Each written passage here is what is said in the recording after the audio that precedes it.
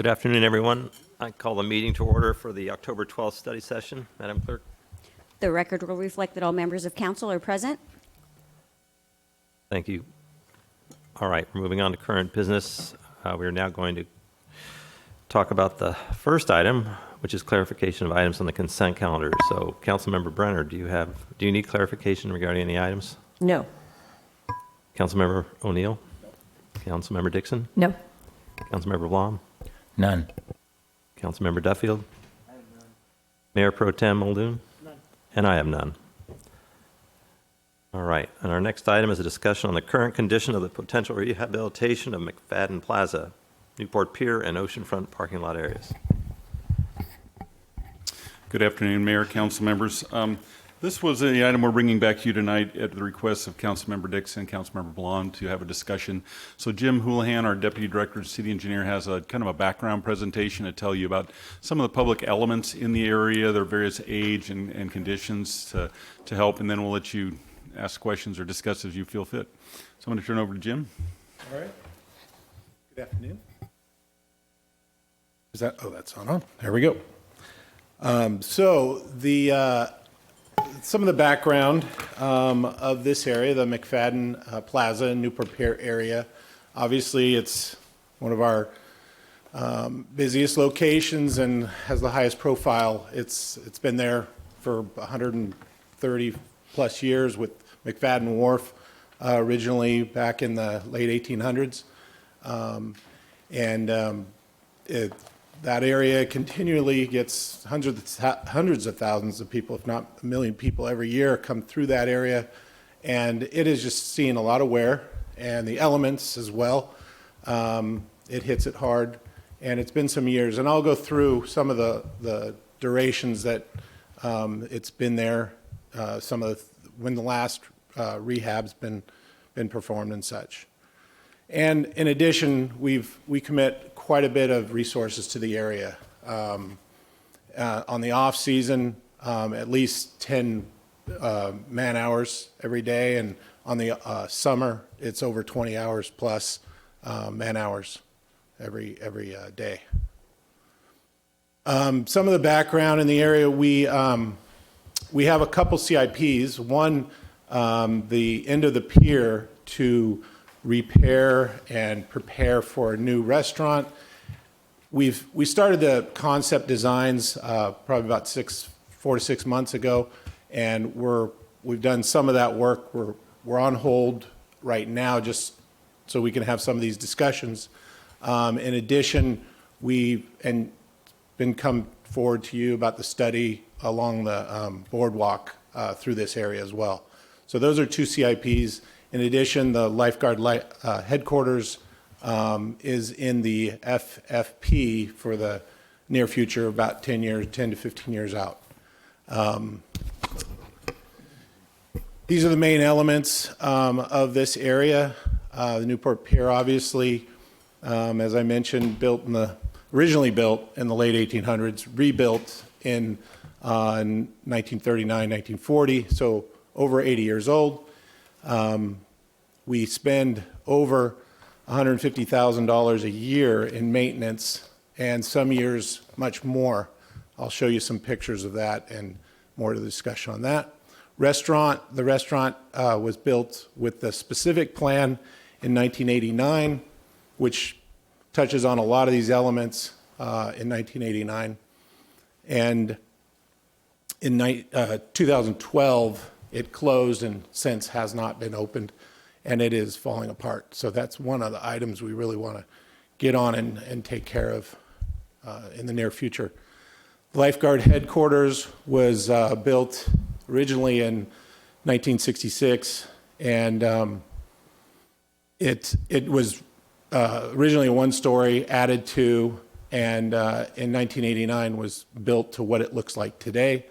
We've spent over $1.5 million in the last 10 years doing some refurb and maintenance due to the elements, and it gets beat up pretty good. It's the one area that we have our staff in, and it's a large facility as well for the lifeguards. The public restroom, that was built in 1989 with the specific plan, originally on the other side of the pier. And the exterior, it's a very sturdy building, but the interior gets beat up, a lot of use, and again, the elements are pretty rough on it. So that's something in our FMMP that we'll be addressing very shortly.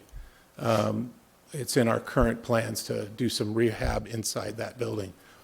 The Dory Fleet, that facility, we've had some maintenance over the years. Again, that was from, 1890s when it started. The market area, there in the late 60s, it had a major rehab. And in 1989, it was actually moved away from the pier a little bit, part of the specific plan. And it is in need. It's one of the city facilities that has one of the most needs for rehab and reconstruction of the wood structures there. Mcfadden Plaza, it was originally a smaller area in 1989 too. It expanded and it was built as it looks today with the addition of the Centennial Monument and the Ben Carlson statue most recently. And that too, a lot of maintenance, a lot of cleaning, wear and tear on some of the colors and the pavers that are running through that area. The public parking areas have been in place since cars were available. Those areas have been modified over the years, and in the last few years, in the last 10, 20 years, we've been making small modifications, and it's pretty efficient, but it too has a lot of wear. The last rehab of all that material, the curbs and landscape and such, was really, the major overhaul was in 1989, in the 30 years ago plus. And then the boardwalk through this area, obviously it goes through the plaza, goes through the parking lot, and we've had discussions on this as far as how do we make that circulation better. So some of the discussions to talk about through there. Here's some older photos in the 70s. You can see the lifeguard headquarters. That was about 6 years old at the time, single story. The Dory Fleet was much closer to the pier at that time, probably 50 feet closer. And the restroom you can see is on the left side of the pier in that picture. And in the late 80s, before the major redo of the whole area, there was an older building on the end of the pier, and the lifeguard headquarters had added a second story in that case, but not what we know today. And again, the Dory Fleet hadn't moved over yet. And then in 2018, that's the latest photo, aerial that I picked up, and that's pretty much what it looks like today. The restaurant too is, just dilapidated and ready to go.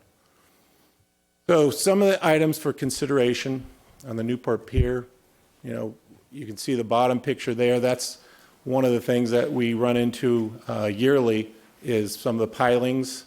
They will get washed out, and we have to come in and gingerly put in new piling, really a piece in between that's jacked in and then concreted in and cased in, and it's quite a delicate process, but it's about $100,000 every time we have to replace one of those. And it's been pretty much yearly in the last 4 or 5 years. The other part of that is the restaurant, as I mentioned, to come down and... Yeah, you should be able to. All right, so you guys What's that? start a Zoom meeting? If not, my shit might even be on there. Okay. Kind of state your points. You got it? Okay. Some interesting things in our council meetings lately. Right. You ready? Be off. We're- The restroom, Mike.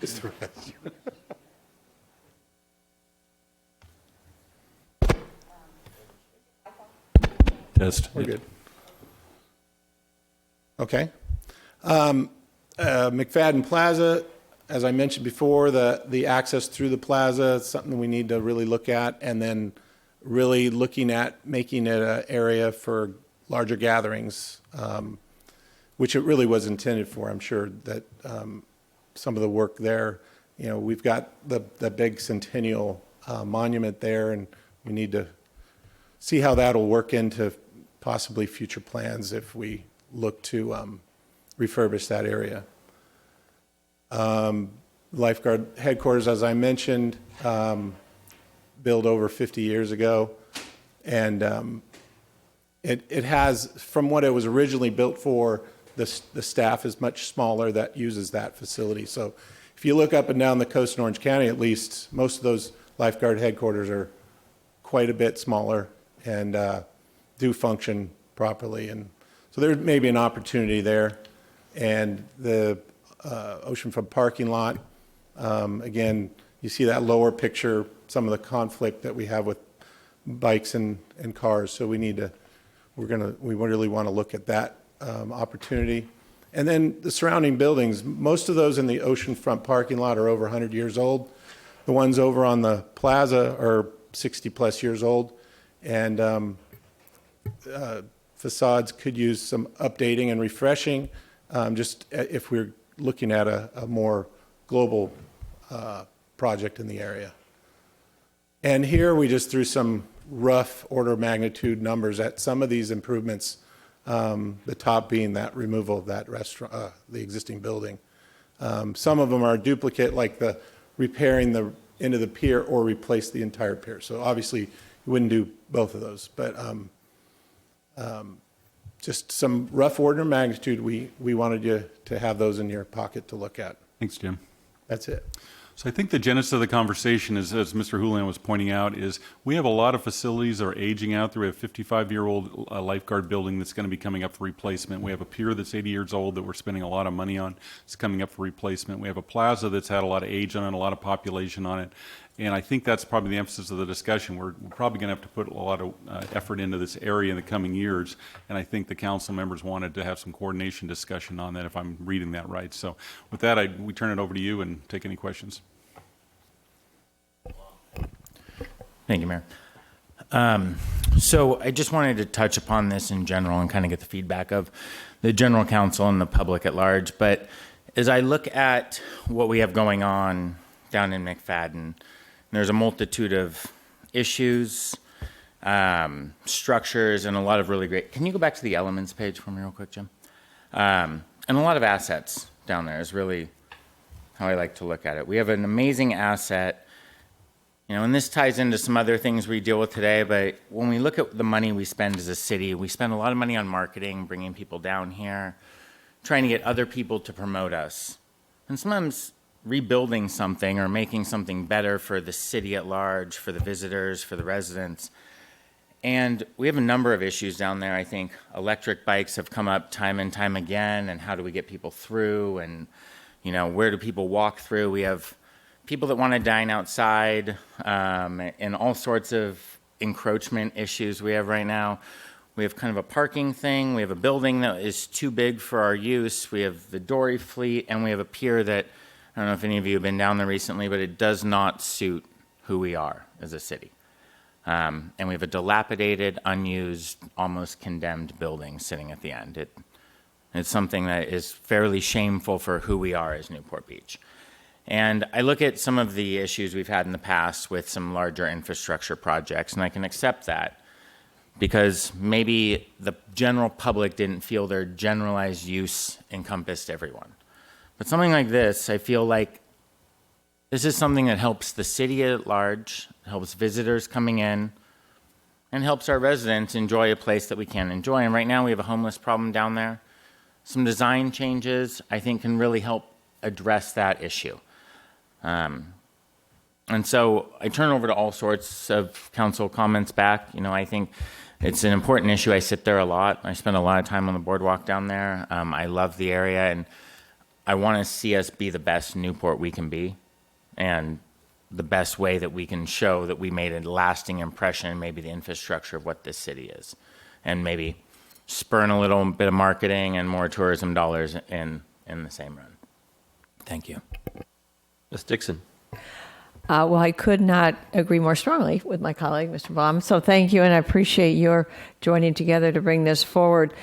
We've talked about this for a number of years, looking at this in terms of a master plan. It's not something that has, these projects need to be done. They've been identified in the capital planning process, but it's really to look long-term over the next 5 years, 5 to 7 years, what we need to do as a city to invest in this area for all the reasons Mr. Blom stated. It's for our residents, it's for our visitors, it's for the long-term health of our city. The pier has been frustrating for our residents, including myself. We got so close to having a restaurant, Blue Water Grill folks, to invest, but just the cost of it and the agreement, it was a public-private partnership type of thing. We never could really finalize that. It's a shame because it is an opportunity. And I think Simone Georges had the idea a few years ago to widen the pier maybe 100 yards out or 50 yards out before it gets to the end. And maybe that's where the foundational framework for a restaurant could be. So I think there's a lot of, the point is, I think there's a lot of different ways to look at what we can do to enhance visitor serving, enhance the resident experience, enhance the public access experience. I think it's going to be a challenge to create something dramatically different because parking is such an issue.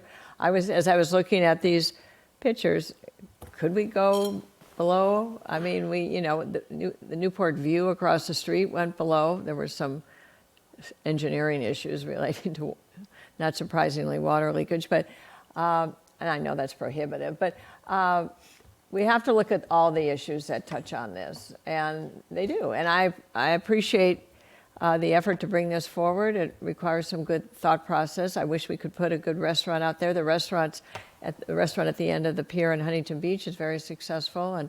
And maybe you've seen in the paper recently that now Huntington has a state beach, but the state of California is doing some interesting investment with public amenities in the Huntington Beach State Beach area, some restaurant rentals and that type of thing. So there's some new kinds of ideas, but that's the state beach, that's the state of California, not Newport Beach. But there are just some different ways to approach how to serve our visitors better. So I hope we can, I don't see tonight picking and choosing what we're going to do. I think, in my own opinion, it should all come back over in a kind of a master plan, a grand plan with maybe over some period of time. And as we think about it during the next capital planning period, that we work against that master plan for Mcfadden and Newport Pier. I think that's a smart thing to do, and I appreciate moving this forward. Thank you. Sorry, I could interject, just follow up on some ideas. For parking, I think we've looked at that, and when it was last done, they added about as much surface parking as you can get in that area without covering more sand. You could look at different levels. I hadn't thought of that, but structures always get very expensive. I don't know about a view going up, going down. You start getting into the water, so that would be expensive.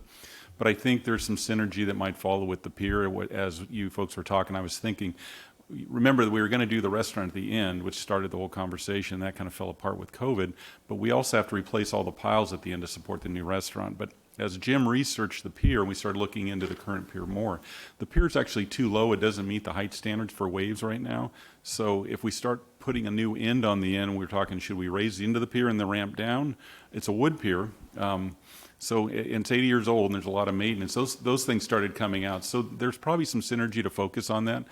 Some people have talked about how far the restaurant is. I remember we had a council discussion about trying to move that forward. Maybe with the lifeguard building, it's 55 years old, coming up for replacement. Maybe we could shrink that and add restaurant. I mean, there might be a conversation should the council want to go in that area. I don't know about the whole area, but there are a lot of things that are going to happen related to that in the near future. Question. To your point, because of sea level rise or something, is that the reason for the height of the pier requirements? I think when they built the piers back then, they really didn't consider how much wave swells. I was in Huntington when we rebuilt that pier, and if you remember right, it was destroyed from below. The waves went under the pier and blew it up. And so we raised that pier, then we put it on concrete pillars and had a thrust element to it. So this one's susceptible to that. It's not now, but again, it's a wood pier, and it's built 80 years ago. So if we were to replace the pier at some point in the future, that's probably, the recommendation would be raise it.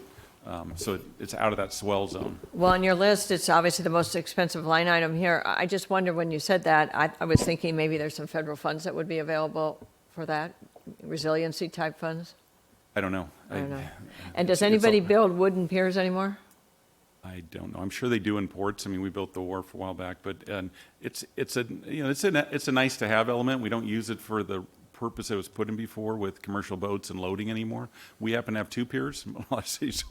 That's a lot of maintenance, but it's really a recreational unless you put that element at the end. There's a big fishing component, on the pier. Then the California state requires us to allow free fishing on our piers, which is a good draw, but the other part we have is when you have a restaurant, then the conflict between the fishermen and the restaurant always comes up.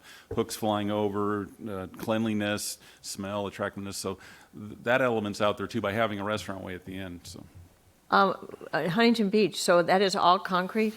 they replaced their wood pier with a concrete pier. How many years ago was that? That was in '84, I believe, or right around there. Is that how bridges are, or piers are built now? You could go either way. As an engineering thing, you usually don't want to mix concrete and wood together because they are different materials, and one flexes and one doesn't. They're rigid, so they're a little hard to work with. So you either want maybe an all wood pier or an all concrete pier. But I'm not advocating for a new pier. I'm just telling you that it's old and it's got a lot of maintenance to it. But you have opportunities. What I've heard from this council, if you want to do something and change it, that would be the time as you're working on the pier. I'd hate to put a lot of money into the end of the pier and then have to, do something later. That would be my advice, just to I look agree. at. I think and this is what frustrates residents, if we're going to demolish it, we just should demolish the end of the pier, because I think that's probably the best thing to do anyway. But we could continue to discuss that. Okay, thanks. Mr. Duffield. Thank you, Mayor. Well, I love this. I really do. This is Newport. This is where it all started. And to see it in the way that it is, in some ways it's kind of cool, but in other ways it doesn't show that we're growing or doing anything for the future. And the thing is going to fall down, obviously. So when Noah brought up some ideas to me about things, it reminded me that I'm old and he's young. But I was in the mode of, we almost had Blue Water Grill out there. Before that, it was Ed Selich had super restaurant out there. Remember that? It was like 400 feet high, and look at it. It was quite something. And so I think everyone's tried in their way through these councils to do something, but I think Noah's probably hit it on the button. My opinion of this thing is that it needs to be replaced. And I don't know where you get the money to do that, but let's just pretend there was a way. It would open up the door to so many different things. Now, our mayor here knows all about Santa Barbara, and that pier there is the lifeblood of their city. And talk about parking, they park cars on it, okay? So would have to say, I can't imagine cars parking on a pier, but they do. I have driven on it and parked. And so, this is 5-10 years. This is a long program, obviously. But when you look at, just take the Dory Fleet. The Dory Fleet is so iconic to that area, and obviously they don't use dories anymore. There's reasons for that. The fish have moved farther away. The open boats can't really get to the fish, so they launch in the back bay and they use a more suitable boat. But they still sell fish there, and on Saturday, Sunday, there's a line wrapped around 2 or 3. So the demand is there for people to enjoy. But clearly, that is an obstacle. I don't know how the controls of the permittees of that Dory Fleet, what they have, what their rights are, and such. But it seems as though they're one of the major stumbling blocks in redeveloping the area. So that needs to be addressed because it's right in the heart of this thing. And they have no intention of redeveloping it. Those folks love it the way it is. They want to leave it the way it is. And the health department can't do anything. They don't have a drain. They don't have hot water. I can go on and on. So you got a little challenge there, and you got a challenge on the $20 or $40 million to deal with the pier. But if ever there was a place that could make a return on monies invested, this is the demand. If we had a stellar Hall of Fame pier with all these great amenities, people would come. So I don't think that's the problem. I just wonder who has the fortitude as an individual or a group, or is it a bond, or is it, well, I don't know how these could act, but clearly, if you did all these things that Noah and Diane are talking about, it would work. It just is, how do you get it off the ground? And if this group could get it off the ground slightly, I would be so proud of this group. I know we won't get it done. It's going to take years, but I totally am behind talking about each and every one of these items, because I grew up here. This is Newport Beach. That's it. So I love it, and I hope that we can continue further talks. Thanks. Mr. O'Neill, or Mr. Blom, sorry. Just real quickly, Dave, I wanted to kind of jump in and just add a little direction, I think. I think the enthusiasm is great up here, but I think, as I've heard most people say, and I feel a lot of their feelings, is they want to look at kind of what's the next stage to design it all. To take kind of the big picture approach to how do we look at maybe the top element that's untouchable from a dollar and cent perspective, where we rip out everything, have multi-structure units, parking on the pier, something with a Ferris wheel out there, right? Untouchable. And something, and we're not saying renderings and the full deal, but maybe a couple of key options that you could bring back, or at least, we could put together a subgroup to kind of move through this in a faster way, where we could bring back a couple of serious design options to council and then start bidding those out for real proposals. Is that something that's possible? It is. I'd warn it's probably a slow process. You're thought about a subgroup because there's a lot of public input and a lot of moving parts here. I just think about the Dory Fleet. I don't know what the legal challenges are of moving a historical element. The pier itself, the Mcfadden Plaza, is a registered historical element. I mean, this can all be done, but I'm just thinking component-wise, we got some challenges. But I think if you start looking at it and you start putting some building blocks, what about this, what about this? The pier itself, it's a coastal commission item, but I'm sure it's a public access item.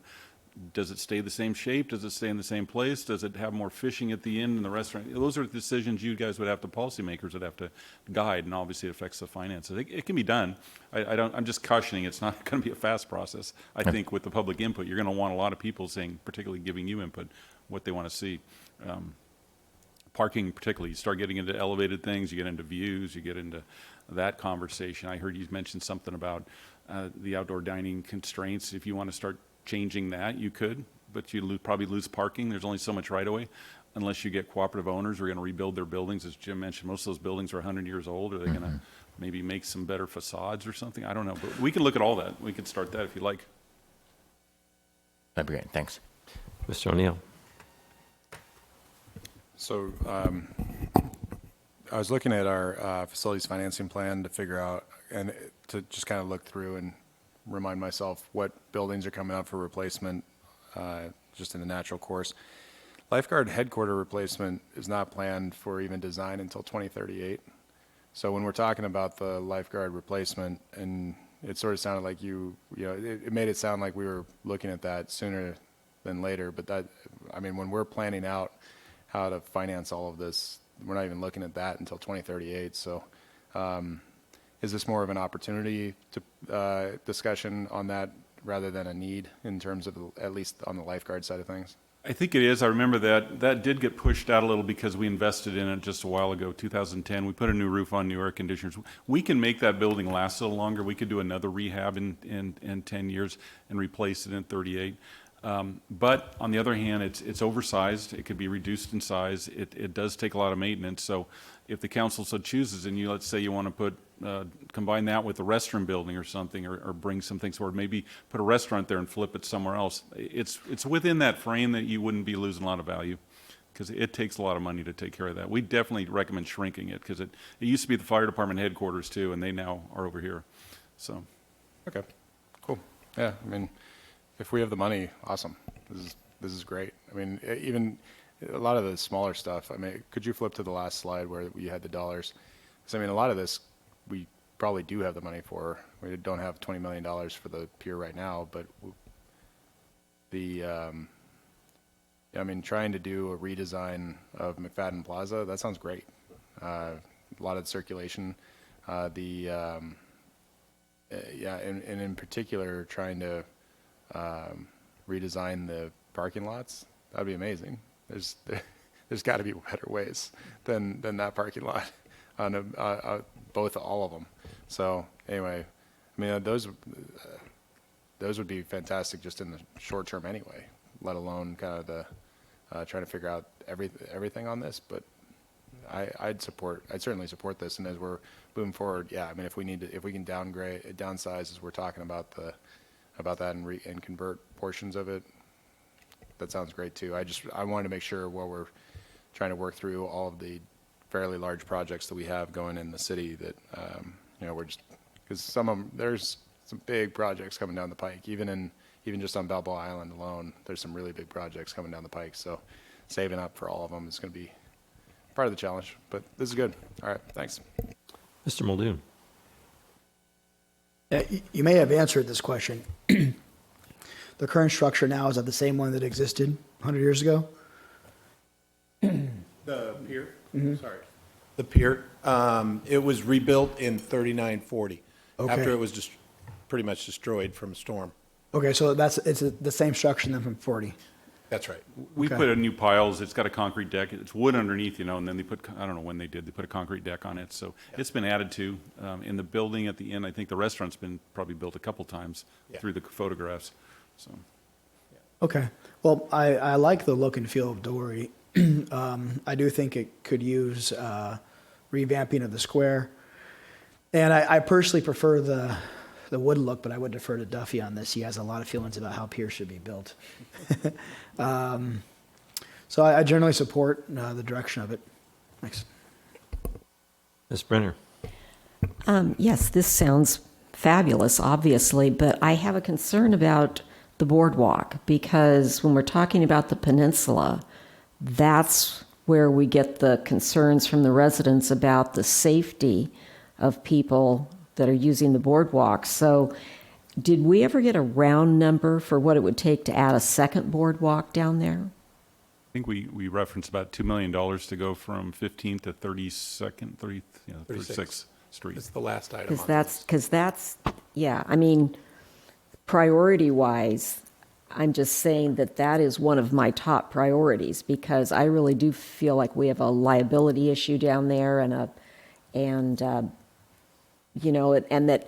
that's what the residents keep coming to us and begging for. This would be wonderful, and they would love this, I'm sure, but they keep asking us about the boardwalk. So, I think we'd have to break that down into manageable pieces and look at what our priorities are, and what we do first and what we do second, and what we'd like to have and what we absolutely need to have as soon as possible. The nice thing of that is it can be component driven. I think the council's had different opinions whether we should do the second trail or not. But you could surely work on the circulation through this plaza area, and then at some point transition. Let's say we connect at 20th and we connect at 23rd, and get that, separate trail through there. And then you could go, again, it's your direction on it. If you want to save money, do that in the future. I know that some residents have concerns, but if you could probably get something that looks and feels like some of the other cities have done, maybe that would go away. It doesn't have to all be done at once. I think it's component driven. It sounds like the synergy around the pier and the plaza would really be the kind of the first steps, if that's where you want to go. And then you could add to it with a plan. So it's a big project, and it's got a lot of components and moving parts. But again, I don't think it all has to be done at once. Diane, would you suggest a committee to start working on this? You took the words right out of my mouth. What I was going to say, during last spring, during the budget discussions, staff came forward with, which was an expensive idea, but it was still rooted in a good thinking, to engage the community. What does the community want? And so backing up from that, probably if the mayor should organize a committee of council, and it would probably have to be a Brown Act committee more than just council members, to start getting a kind of a task force together. We've all traveled the state, the country, has seen other piers. I mean, you don't have to travel far to see Huntington Beach has done a lot of put a lot of vitality in Huntington Beach around their pier. Also, Santa Monica Pier. Recently, I was stayed a few days, I guess it was last summer, at Casa del Mar Hotel right there at the foot of the pier.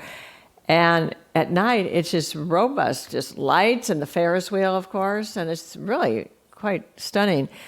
And, maybe residents wouldn't want the lights. We could dim the lights at night, but there's an opportunity, and that's why I say get the community involved, to envision what this area could be. Instead of replicating exactly how it exists, we want to preserve and protect the cultural significance, of course, historic and cultural, but there's ways to move the pieces around on the chessboard. I do remember, Duffy, we went through this with the Dory, and there were some serious legal constraints that they kind of rose up in revolt if we tried to change anything, but maybe we could talk nice to them, because don't they lease that from the state or from the city, the property? Yeah. Did something. There's a pretty strong hold they have. I don't think it's a deed, but it is on state lands down Yes. there. I think, from a staff perspective, from a policy group, would be great, because there really is a lot of big choices. There's a lot of public outreach. And we're going to have to deal with a lot of state lands is going to be involved, coastal commission is going to be heavily involved. And I could actually envision this group meeting with the director of the coastal commission saying, we really want to do this, get your staff in line, because this is great public access, but we want to clear some of those bureaucratic hurdles that we always get into, like, you can't do that, or can't be green, or can't go there, because some freedom of expression, you could have a really cool thing if that's what you want to do. Well, so I guess I will, this isn't a motion because it's just direction to staff. I support just looking at this holistically in a master plan type format. Let's put a citizens committee together, whether it's ad hoc or more fully, and start to explore our options and look at how different piers are built and the area surrounding the piers and how it draws in visitors and amenities. Maybe a Ferris wheel, maybe a merry-go-round. We took the merry-go-round away from Balboa Village. Maybe it comes back. I don't know. But to have a vision that could be open to new things, and just to enliven this centerpiece. It's a history. It's a foundational formation of the city of Newport Beach, and it can really add a lot to its historical significance. So, of course, I support it. Again, I want to say thank you, Noah, for being the big vision impetus to say, let's think bigger. And I think that's really the right direction. Thank you. Thank you. I concur with virtually all the comments. And obviously a master plan design, I would, just a roughing out of concept would be a good starting point. Certainly, we would need that to really have people comment and expand upon that if we're going to put a committee together. I think the bicycle paths, obviously, we've got some issues, and to the degree that we could incorporate that in it sooner than later would be good, but you need to have a plan to know where to end the bicycle path and all that. One of the things that occurs to me is just the scale of the pier, how big it is, and it's how it looks when it's done, and that it sort of fits from a scale perspective if you build a giant concrete pier, and there's plenty of examples of them, but they're still building very large wood piers around. The Navy's been building some piers out in the Channel Islands, Santa Rosa Island, a very tough place, but I think that's mostly concrete. and that's a pretty massive pier, actually. And obviously, being able to separate different uses, the fishermen from the everyday pedestrians and restaurant uses. And I think it is a time to kind of shoot high in terms of creativity and maximum usage, and give people lots of options, ways to enjoy getting out over the water, because that's what it's really about for folks. Is it changes your entire perspective on the town when you walk out on the pier, and then people tend to want to linger and have a drink, have a meal, have something to eat, and make it a very social place. And I think it's great. And I think Mr. Blom is right on target with all this. So and we just have to take a longer view of getting to the finish line in terms of just being able to fund it. But certainly, we have to describe the way forward and let the community, with community input, and ultimately we'll have a really good plan, I'm sure. So I'm all for it. Can I just make one more? Of course. Slightly off topic, but related to the boardwalk. A resident wrote me today. We talk about traffic on the boardwalk and electric bikes, not to go too far into that, but electric bikes are now on the sand on our beaches where the sand is hard, close to the shoreline. They were reporting that they're electric bikes because I guess they could power through the sand and get down there. So anyway, they will find it. They will find it. Enough. So anyway, good job, and let's.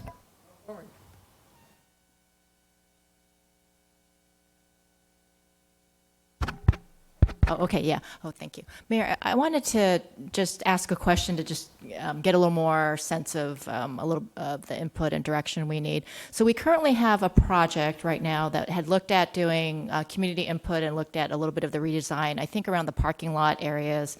And Dave, if you can speak a little more to that amount that's budgeted there, and maybe what we would envision if it was more of a bigger master plan that we need to embark on with community input as part of that master planning effort. Yes, thank you.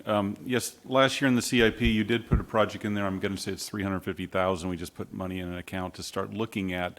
This was part of the splitting of the trails and how it goes through the plaza. There's more circulation, the parking lot. It didn't envision the pier at all, and it could. But I think the money is properly put in there should you want to use that to start your project and hire the right consultant and start the community elements. So there is money available to do that now in the same vein of what you put it in. If you choose to go to the pier, I don't think you're too far out of the box with that. Plus, you're going to have to do something probably next year in the budget, and by the time, it's going to take some time, so we'll bring back some ideas there. Didn't you also have some money for the demo project? Yeah, and I was going to ask that if we leave this, at least maybe get a straw vote from the council, seeing you're choosing to maybe look at exploring, it sounds like maybe looking at a new pier. I would love a straw vote to demo that building. We have the coastal demo permit. We've been holding off because the other negotiations going on, we're going to just do it then, and we were going to replace the inn. But what I would suggest, and if you want, we'll demo the building, and we won't take the piles out. We'll just, there'll be a big hole there. We'll make it a safe deck so people can walk on it, and put it in a holding pattern while you're working through this process. Shall we do that now? But we'd like to get rid of that building.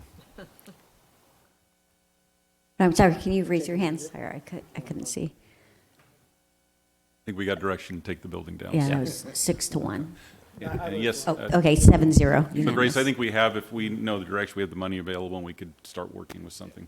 If Okay, but yeah, so, and then we still need public comment. Right. Of course, yeah. Yeah, so we're done with discussion? All right. Any public comment on this item?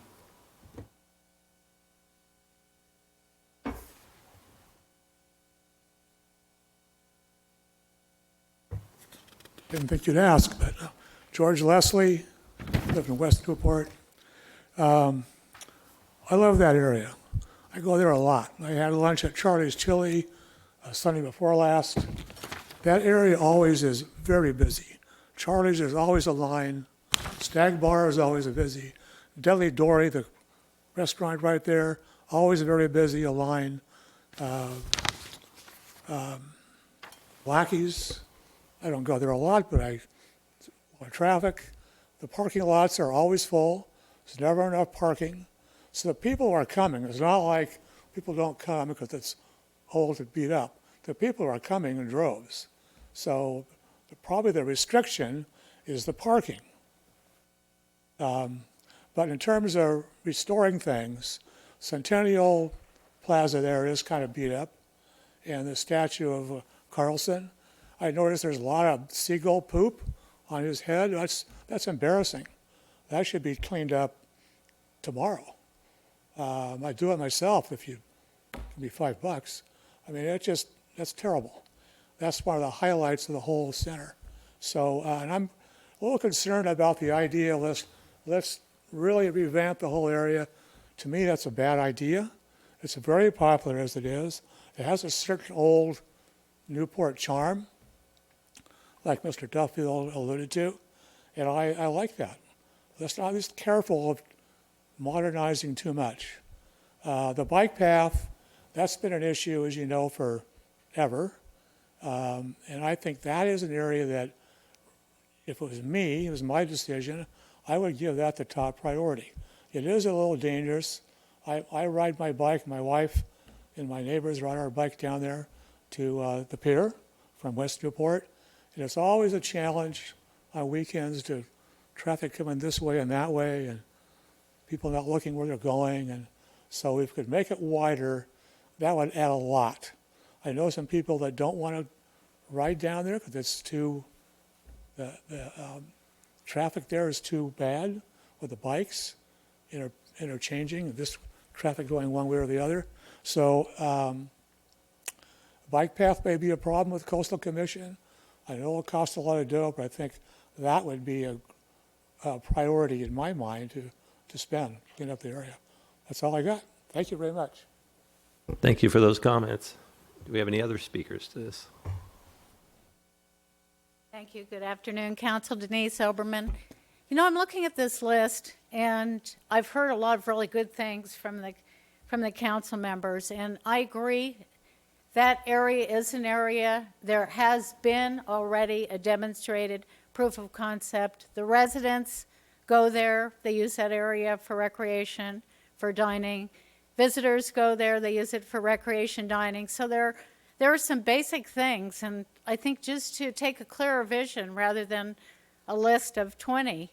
I mean, we have learned through COVID that the idea of being transformational with outdoor dining, maybe we think with a clean slate, and maybe we bring in people that can think with a clean slate. I mean, this is what happened with Lido. You know, I realize that the current council was not there, but let's bring some private vision in that isn't afraid to think of reuse and look at it in terms of the integrated uses. So the area where there's parking, where the restaurants are, I'm not going to go item by item on this, but part of what potentially concerns me with thinking about that area is that this is kind of the piecemeal item by item approach. I appreciate the need for that on the repair side, but we have parking there, and parking could easily be converted to two-story parking in the area that's closer to the street. That whole area could be swept, and we could continue to refine the outdoor dining, good for the residents, good for the visitors, really convert that to a pedestrian-intensive area, the area that's just facing on. Could probably draw it better than stating it. But the parking problem, they've done that in Manhattan Beach. They've done some of that in Santa Monica. I mean, Manhattan Beach, I don't know if any of you have been there in the last couple of years, but I went up there. It was a mature area. It was starting to decline. It's been totally transformational. So they have restaurants. It has become pedestrian area. Has it created, they had to take a neutral platform on the parking.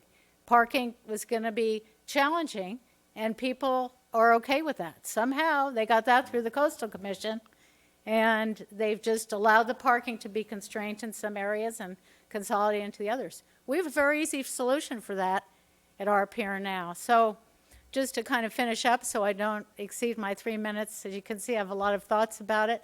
I totally support the council's going with the direction of vision. I think removing the existing restaurant on that list totally makes sense. But many of these other things, I would say go with a vision about what we want this to look like and what has been proven can be successful there, because there's a lot that's proven that can be successful there, and we just need to expand on it and let somebody figure out some of the logistical things that's used to doing it. We did, I mean, it was done at Lido, so the city was successful, and that was a pariah for so many people. They talked about it for 2 decades, and now look at what's happened. So, thank you. Thank you. Do we have any other public comment? All right, seeing none, we're moving on to item 3 of the study session. This is a discussion on potential exclusive commercial solid waste collection and recycling franchise areas within the city. We have Micah here. Yes, thank you, Mayor. Again, this item comes before you. Ms. Joy Brenner brought this to your attention, and we looked at it. So we have some background information that we can bring on this item, and then basically for your discussion, if that's your choosing. So Micah Martin's here tonight, our Deputy Director, and he will go through a quick little presentation. Okay. Thanks, Dave. Thanks, council members.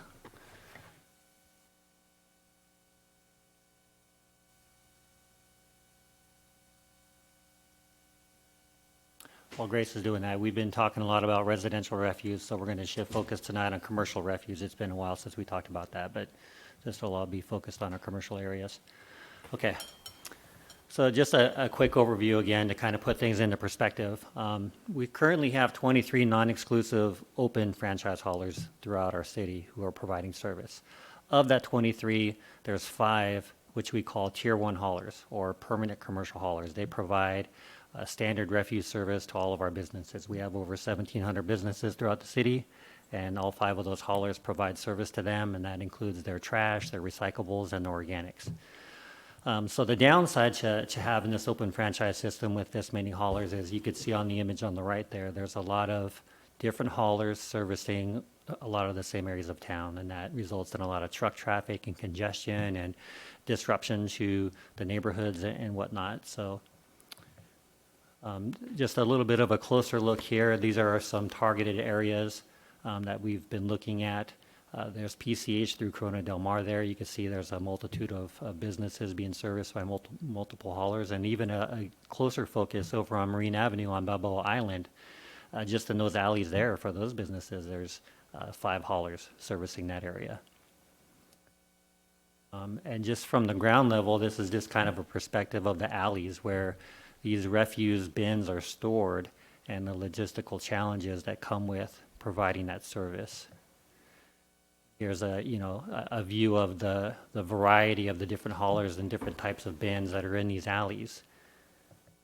And the alleys are too small and tight to drive these commercial trucks through there to service them. So the drivers have to roll the bins out of the alley, out into the street, and then service them from the street. So the bins are sitting in the street, the trucks are out there, and you can see in that picture on the bottom right, here comes another hauler behind this other guy trying to get to his bins while this guy's already there doing his.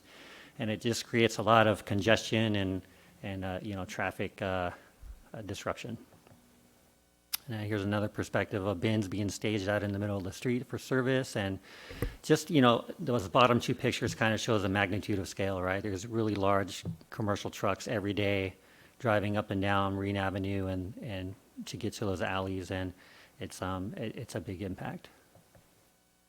This is just a kind of a closer view and a different perspective of an area in Corona Del Mar. This is a CDM Village. And these different colored lines represent different haulers and different waste streams that are being collected. And you can see on those different days of the week, you have as many as 5 haulers on one day servicing that little area. And, that's a mix of commercial and residential. So there's always a lot of complaints and concerns from the residents of the noise and the disruption there. So it just kind of helps put things into further perspective.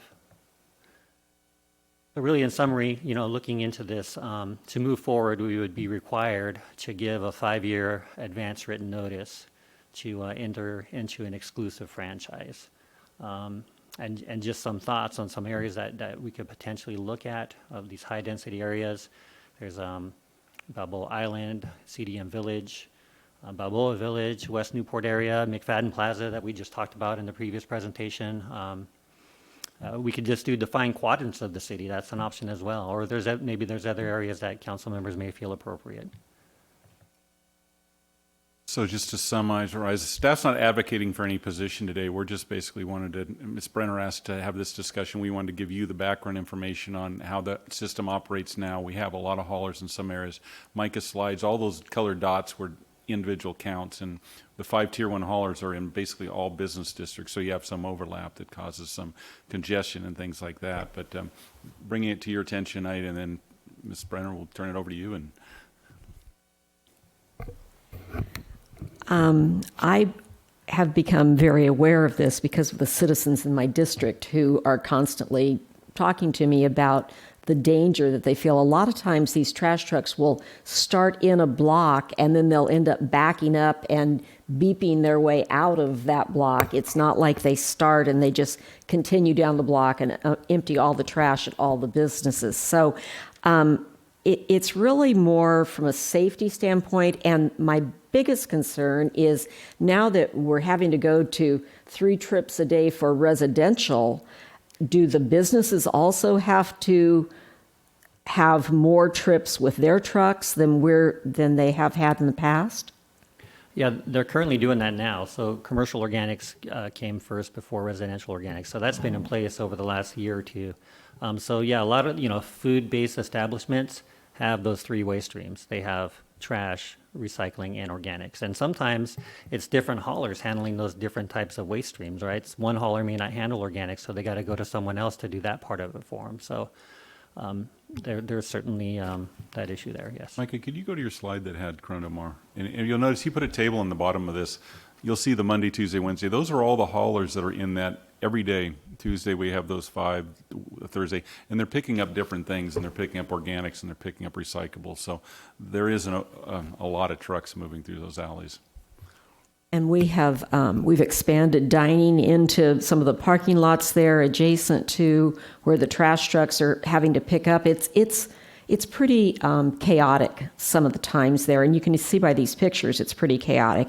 The other advantage, I was talking to some business owners on Balboa Island, and they said that the trash companies are not always very responsive when just one merchant calls them, because this particular merchant was saying that he'd called because they hadn't been picking up as they were supposed to, and they just blew him off, and they just, they didn't show up for days, whereas we had that problem on Newport Island yesterday, and we at the city called and they took care of the problem immediately. So we had more leverage with that, with CR&R, certainly, because we've got a big contract with them and they want to keep us happy, whereas an individual merchant doesn't have nearly as much leverage with a trash company as we might. So that was another advantage for the merchants in this case. And one area that wasn't mentioned was Mariner's Mile.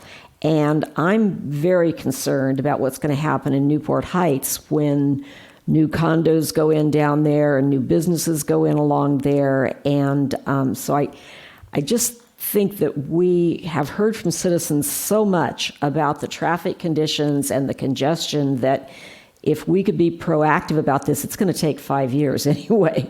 So if we could be proactive enough to start the process, then down the line, when it's even more congested and more chaotic, that we would have the ability to, and I think what we've been talking about is allowing all of the companies to compete for these contracts in these different areas. So we're not forcing out free enterprise and different companies that want to do business in Newport. We're allowing them, but they would just send all their trucks to their area and do that pickup, and then all of the other trucks would go to other areas and pick up in their areas, so it wouldn't be constantly bothering the neighbors and impacting our traffic.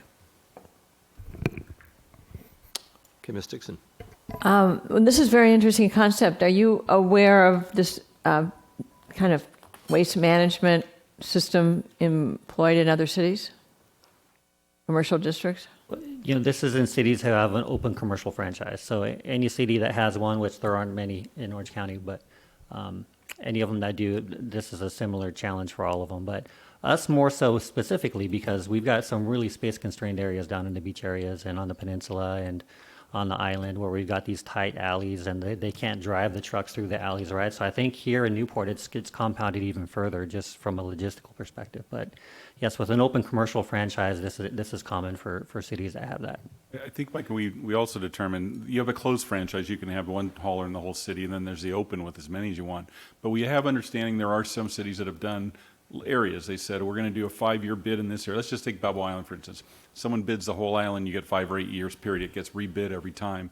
And you can break up and have several of these. They don't have to all be to one hauler. They can have different time frames. And I forgot the city we were talking about. But they do that, and some cities in LA do that. So there's still some competitiveness in there, small little blocks, but we're really trying to focus on giving good service and reducing the amount of trucks and things in those neighborhoods.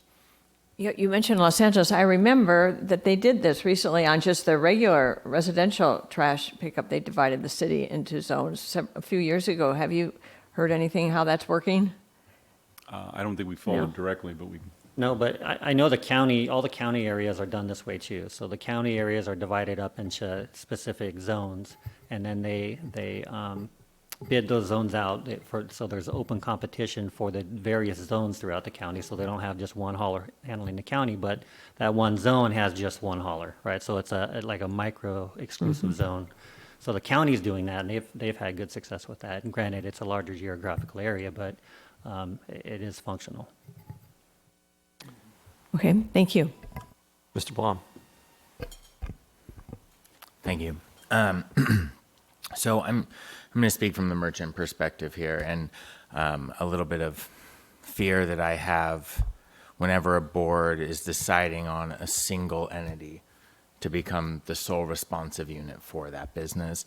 Because even though it might be competitive in bidding amongst us up here or for what the fair bid might be, it doesn't always work that way on the street. And I think, it's interesting, but overages and customer service and the skill set of actually, customer service is huge. And because there is a multitude of different entities, you're able to demand service. If they're not responsive, and that's what I would challenge the people on Balboa Island you spoke about, Councilmember Bremner, is that if they're not getting service, call another hauler and tell them you're going to switch. And that service, all of a sudden, you get a better price, maybe more responsive service, people that show up with smaller trucks. And I mean, I know I've seen it at Balboa Bay Club because they can't get the trucks into the Bay Club.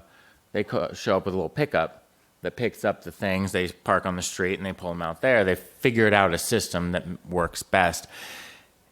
And so it's why I'm always a little reluctant when we want to take away the idea of free enterprise. And I realize that there's a lot of trucks in the street, but if we have a sole provider that's then forced to show up twice a day, every day, do we have that many less trucks coming? Because they're always going through at the same rate, and the trucks will get full faster because then they're servicing every single business up and down.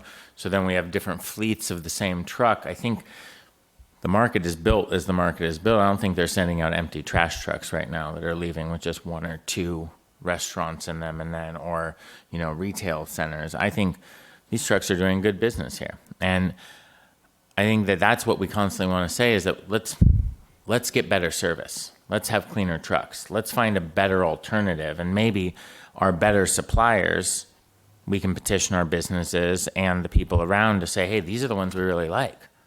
Would you guys be willing to use these from this perspective instead of trying to mandate it from up here?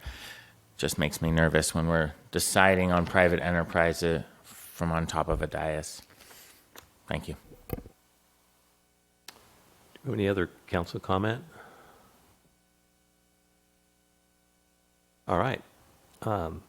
Seeing none, we'll go out for public comment on this item.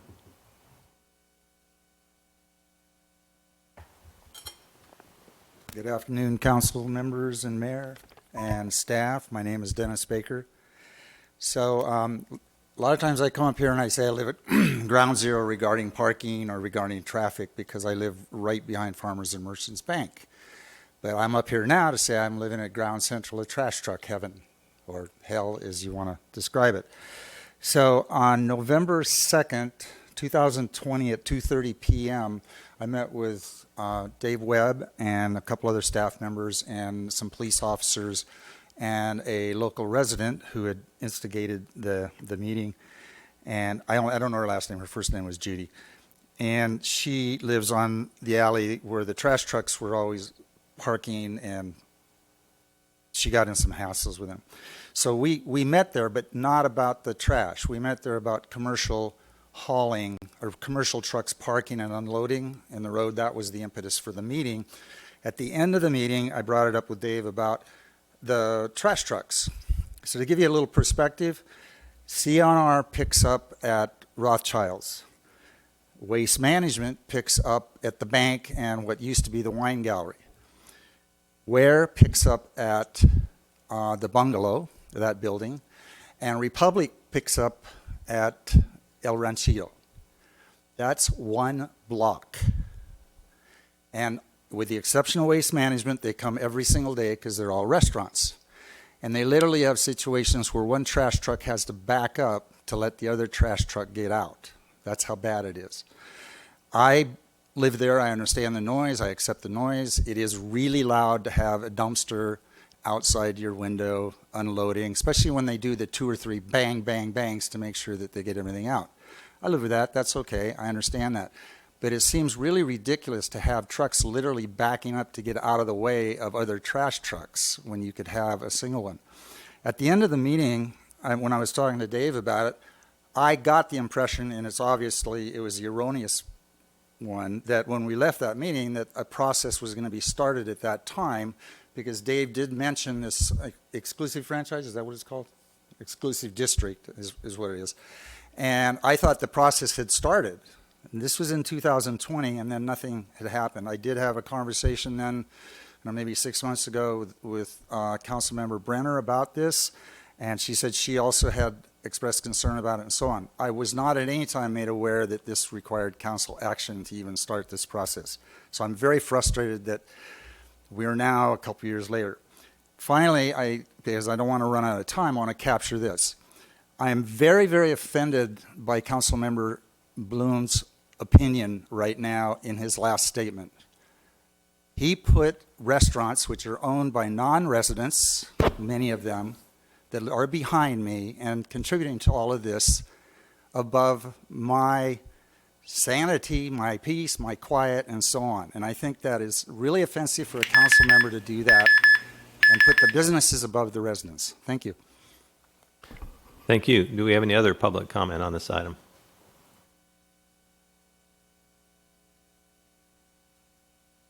Good afternoon. My name's Laura Curran. I live at Corona Del Mar.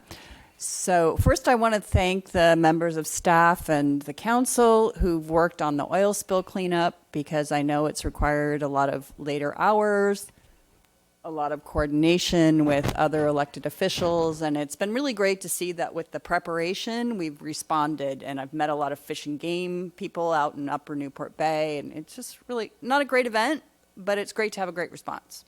So thank you. So what I wanted to talk about on this issue is looking not only at the frequency of trucks, contracts and trucks, but also as what is classified as a commercial trash company, a company or a business where commercial collection would be relevant. And I say that because we have many situations now in the residential areas where people are running multiple businesses out of their homes. And so this is an example at 435 Dahlia and 435 and a half Dahlia, where they run a residential treatment center, but they also run recovery programs. They contract with businesses such as fitness coaches, massage therapists, yoga therapists, food delivery, and others that come on a regular basis. So last Thursday morning at 6 o'clock, when I was going up to Upper Newport Bay to go paddle boarding, which is always fun, there were 8 large trash cans and 1 small trash can, and a stovetop with six burners. So to me, that's an operation, and this is continuous. So that's an operation where, whether it's in this process or it's through the programs that Mr. Webb's going to be rolling out, we look at that and we say, is 8, is that commercial? Is there some other way to address that? Because we've worked with them so that at least the lids are closed. So that's progress. But that also takes a lot of diligence on the parts of the residents as well. So I want just think about in the different neighborhoods, yes, the commercial districts are the focus, but we have a lot of other locations where there are the commercial characteristics. And how does that play into all of this? So, thank you. Thank you. Do we have any other public comments?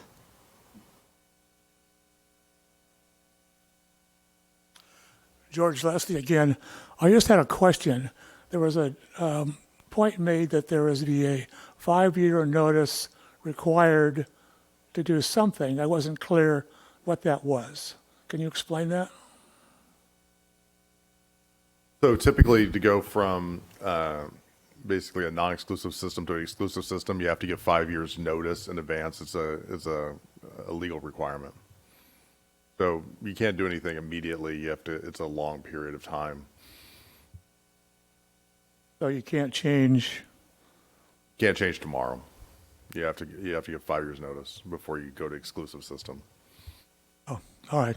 Thank you. Thank you. All right.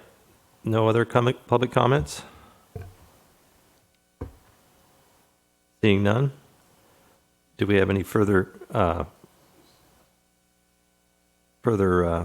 comments from the council? We have any? What are we going to do here, Joy?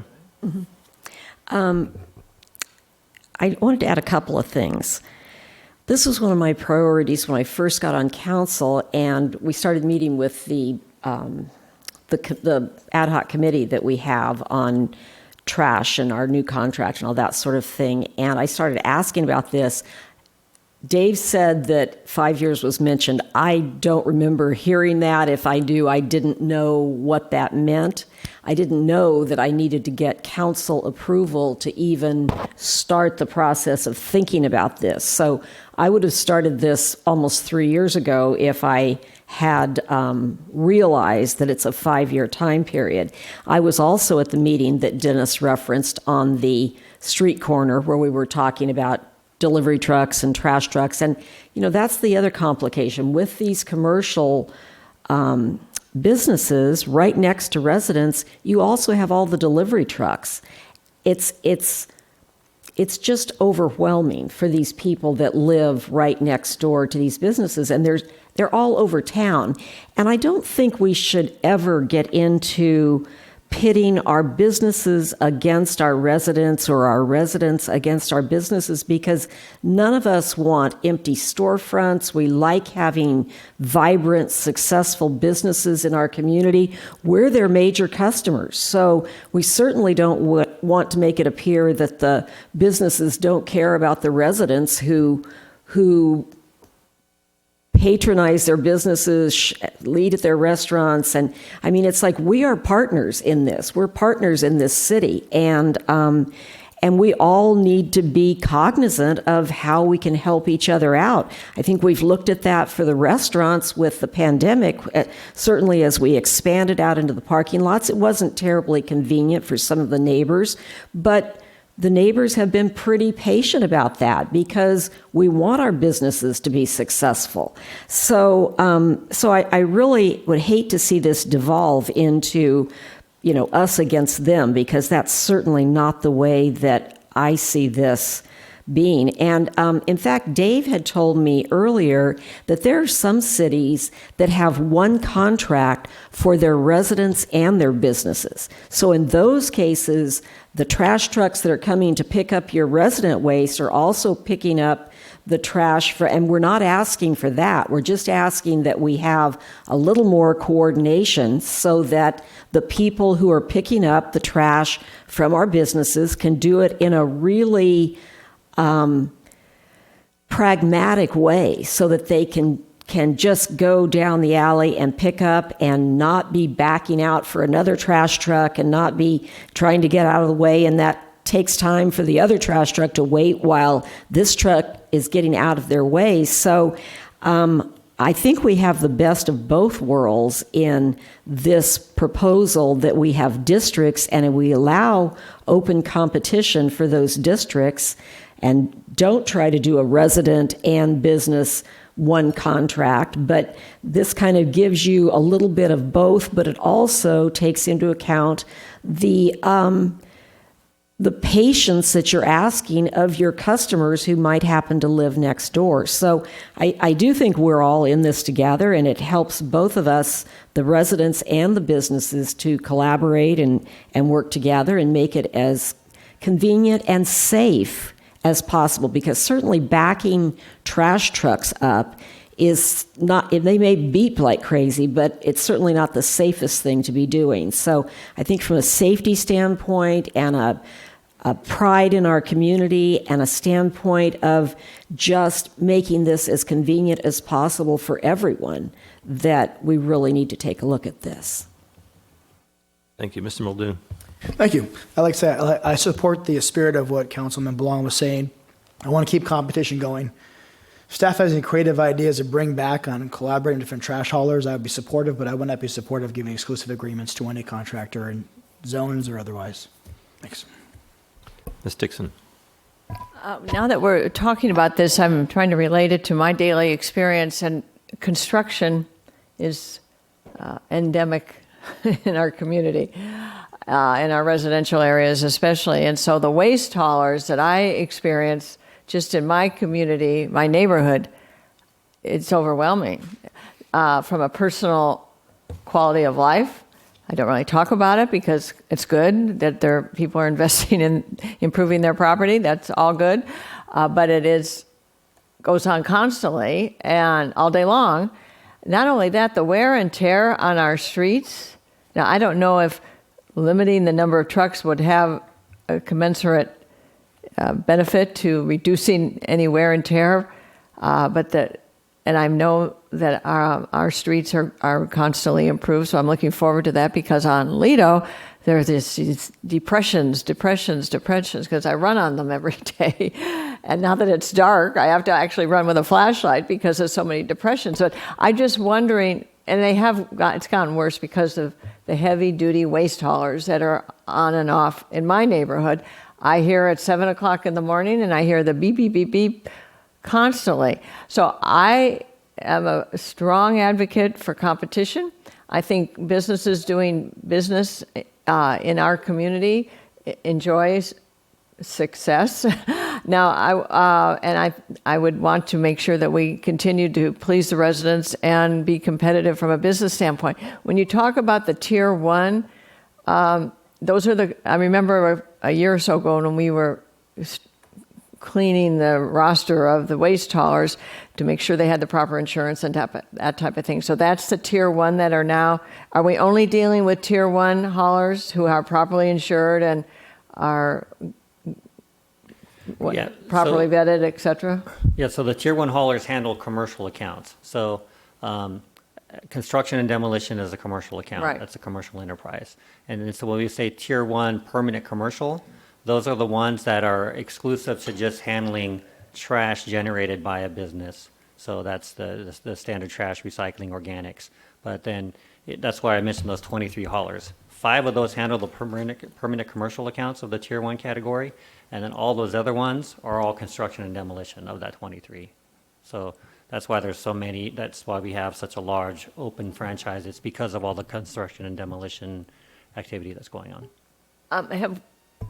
On your chart, if you wouldn't mind going back to the neighborhood, looking at this. So have you done a competitive analysis that if there were these segments of the marketplace, the Newport Beach marketplace, and would there be a lessening of competitive business activity, or would it balances out? I mean, have you done that analysis? I haven't looked into it that closely, but what I can say, it's the same amount of trash that's needing to be hauled. But I think what would be accomplished here from the get-go would be efficiency, right? They would get the route done quicker earlier in the day, and there would be less time that they're out there in those alleys working. So it's not so much about less trash, or it's more about the efficiency of the collection, really. And it's efficient for the operator as well. Absolutely, yes. So can you speculate if it is, unless you know for a fact, would the operators think this is a good opportunity for them to increase efficiency, less I mean, they could do more timely basis in the pickups and things like that. Is this lessening their competitive business? It's consolidating its service, so there's more opportunity for more business for the hauler, right? So if you look at this area here, there's 5 haulers there, but if you make that exclusive, that's one hauler handling all those accounts. So from a competitive standpoint, there would be desire from those haulers to want to bid on a contract that's exclusive like that, because that's guaranteeing them all the business within that zone. Right. But then however many special areas are designed, so net is what I'm trying to get to. It's just rearranging the haulers into dedicated areas, but their total business opportunity or revenue opportunity would be the same. I don't know the answer to this. Can we do that type of analysis? Yeah, that, you know, if council wants us to look into that further and get further detail on that, we could. Like I said, we have over 1,700 businesses being served by these, so it would take quite a bit of work to get that detail of analysis, but that's something that we could look at. Well, or some way, I don't know, all 1,700, or do some kind of pilot analysis, because I would not want to make a decision based on this assumption that we're lessening competition if we're really not, if it's just concentrating it, but they have the same amount of business and the same amount of competitive opportunity to be competitive. So I would like to know the answer to that so we don't have a false assumption.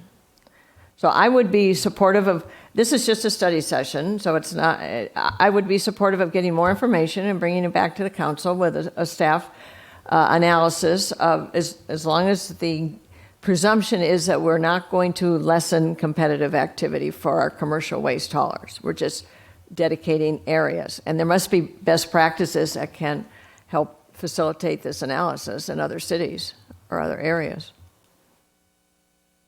Yeah, if council would like to direct us to do that, that's something we could certainly look into and provide further information on. Micah, real quick,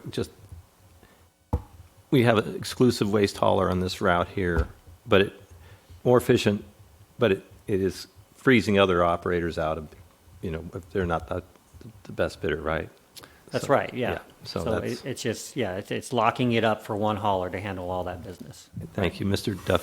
Duffield. Thank you. I just agree with Councilman Bloom and Muldoon's concept. Thanks. Mr. O'Neill. I don't think the staff would be able to do that competitive analysis, because if we're talking about maybe even 4 or 5 different areas, it's entirely possible that Waste Management gets all 4 or 5 of them. We're not going to parcel them out. You know, here you can have CDM, you can have this area, you can have this area. They would all be bidding on a particular location, so it's entirely possible that CR&R gets 3 and Ware gets 2 and the others get none. We would then be parceling out to, like, Ware would get one of them and Republic would get one of them. If they were successful. Well, that's what I'm saying. Successful bidding. If we're going to be sending this out for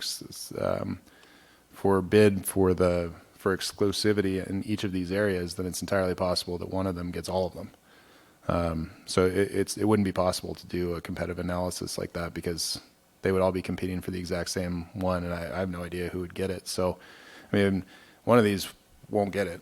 One of them, I mean, let's see. So we have 5 tier 1s. Yeah, I mean, so 4 of them aren't going to get CDM. 4 of them wouldn't get other areas. So, which may be the point, but in terms of competitiveness, it's clear that, you know, in this particular area, 4 of them would be far less competitive, and one of them would love it. So, I don't know how staff would be able to do a competitive analysis.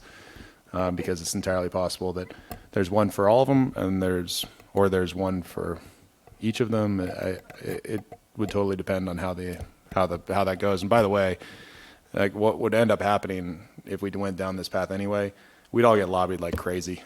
Like, that's how this would work.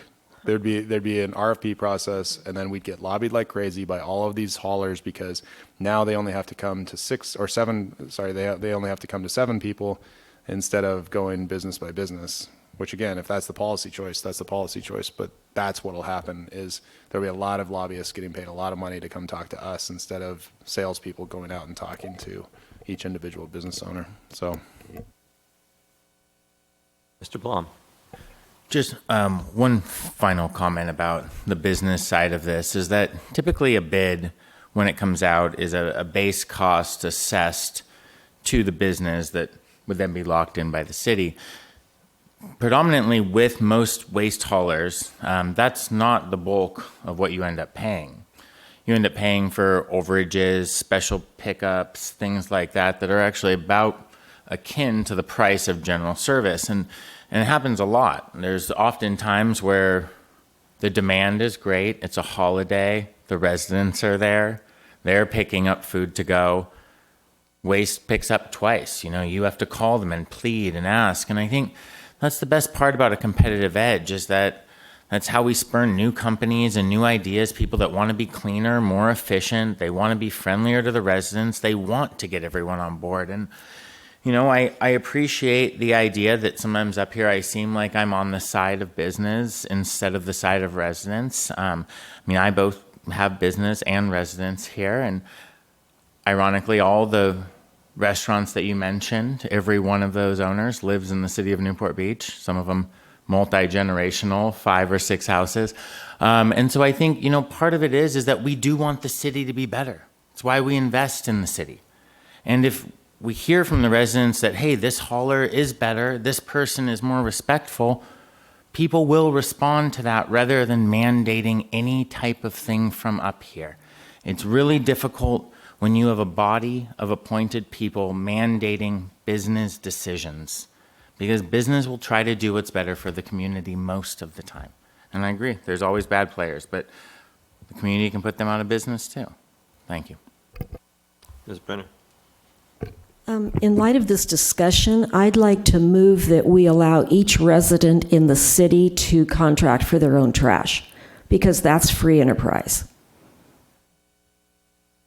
And if it works for businesses, why should it not be true for our residents as well? That way, everybody that lives in Newport Beach can contract out and get the best price for their trash pickup.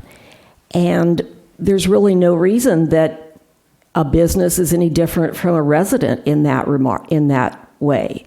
So I'm obviously kidding about that, but I think one of my questions is, if we start the process now and say 5 years from now we would like to look at this, then are we committed to doing it in 5 years? I thought that the process was we give them notice that this is something that we are going to look at in 5 years, and then whoever is on the council 5 years from now is the one who decides whether we do it or not. Is that true? Well, I think so, but I'm just checking with Aaron because it's really a legal question. You could give notice, right, but you don't have to exercise that in 5 years? You could just keep going? Yes. So really, all we're doing is saying we're going to look at this for the next 5 years and see, and traffic may be much worse by then. It might be better. Maybe everyone's using Uber by then and we've got no traffic problems by then. I don't know. But, I'm used to being on the losing side of votes on this council. Generally, it's not personal for me. In this case, this is something that impacts all of our residents in the city, because having more trash trucks on Newport Coast Road, more trash trucks on MacArthur, more trash trucks on Jamboree, that impacts our traffic throughout the city. And so I feel like this is it's not just a vote about free enterprise, it's a vote about not caring about the quality of life of our citizens, because traffic is the biggest issue in our city. It has been for a long time, and I think it will continue to be. And for us to just act like eliminating, a great number of trash trucks from not just our residential areas where they're in the alley, but from our main streets where they're going back and forth to the dump or the transfer station or wherever they're going, that impacts everybody in our city, not just the people who live next door to a restaurant. So that's my feeling. Ms. Dixon. I think this is an important conversation when you frame it around people's quality of life. And I don't know, is this the only solution? Can we work with our waste haulers, as we've worked with CR&R, and we're going through this now in terms of how they're responsive to the residents? Have we talked with them to, can they work amongst themselves to come up with a quieter, better, faster, more efficient means so we don't have to resort to this that could have the appearance but not factually known whether this is anti-competitive?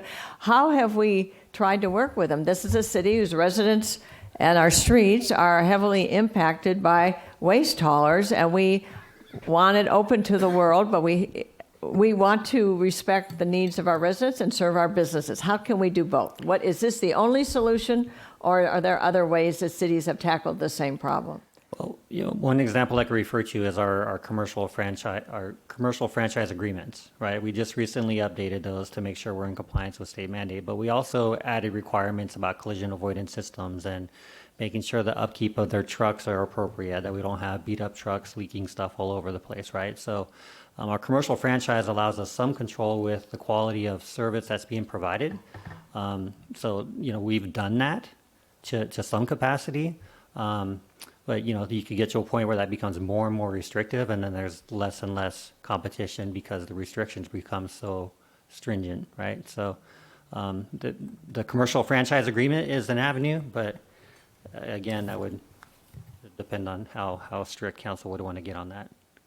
Well, I do know that, for instance, we were looking at some of those pictures. I was talking to Mike about it. I think, for instance, Balboa Island, when we underground the utilities there, I think some of the restrictions are the ability to lift things. So maybe the routes will change, and that might help something like that. We're still going to have maybe 5 haulers in there, but now we're not pushing them out onto the street. They're going and lifting them.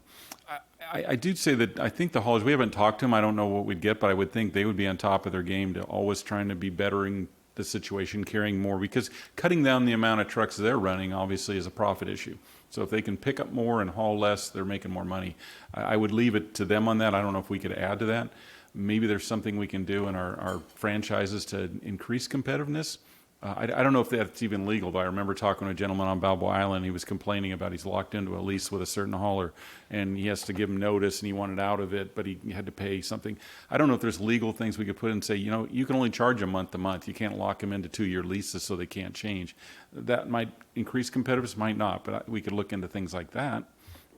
Well, I guess where I'm coming down on this is I'm reluctant to just let this disappear without, because there are not enough hands that go up to support an opportunity to make our streets safer and less traffic, less congested, and our residents happier without doing any deep dive analysis. That's where I am on this. I don't think we know the actual different permutations of how we can achieve the goal of fewer trucks on the street and in an equally competitive manner without being detrimental to competitiveness. How can we do it? Is this the only solution in waste hauling vernacular that can be done? Or is there another way? So I would be supportive of carrying this forward to staff to do a comparative analysis and see how this can be done without sacrificing competitiveness to ensure that we're serving our businesses and protecting our residents' quality of life.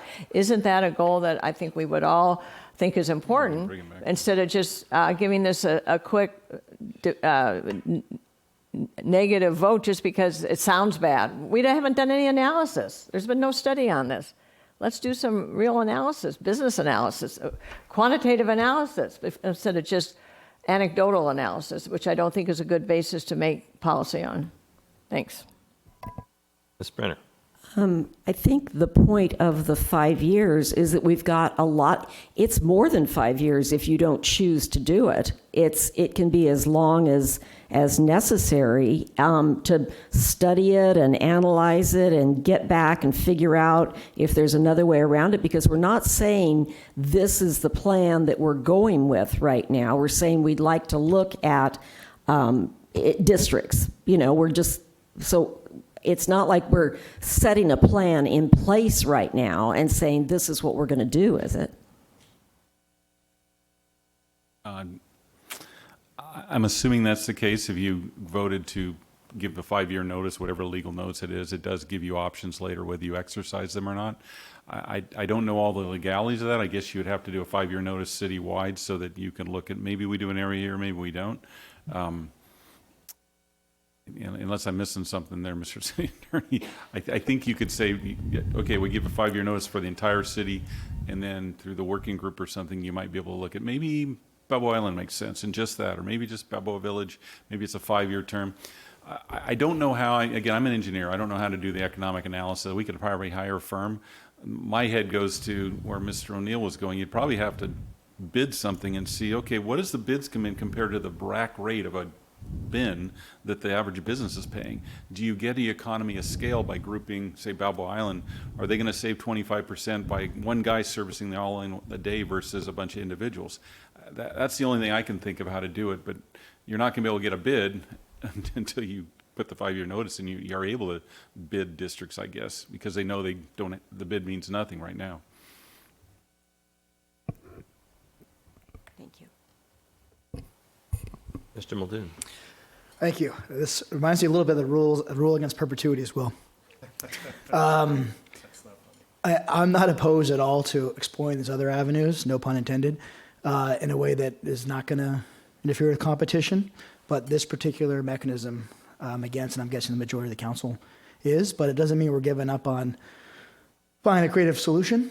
At least that's me. So there's no knee-jerk response or dismissal of any residents. I don't think it's a willingness to look, but this is not the way that I'm interested in exploring it personally. Thanks. Ms. Dixon. Well, similarly, I think there might be other alternatives. The objective is quieter streets, less impact, more efficient, competitive.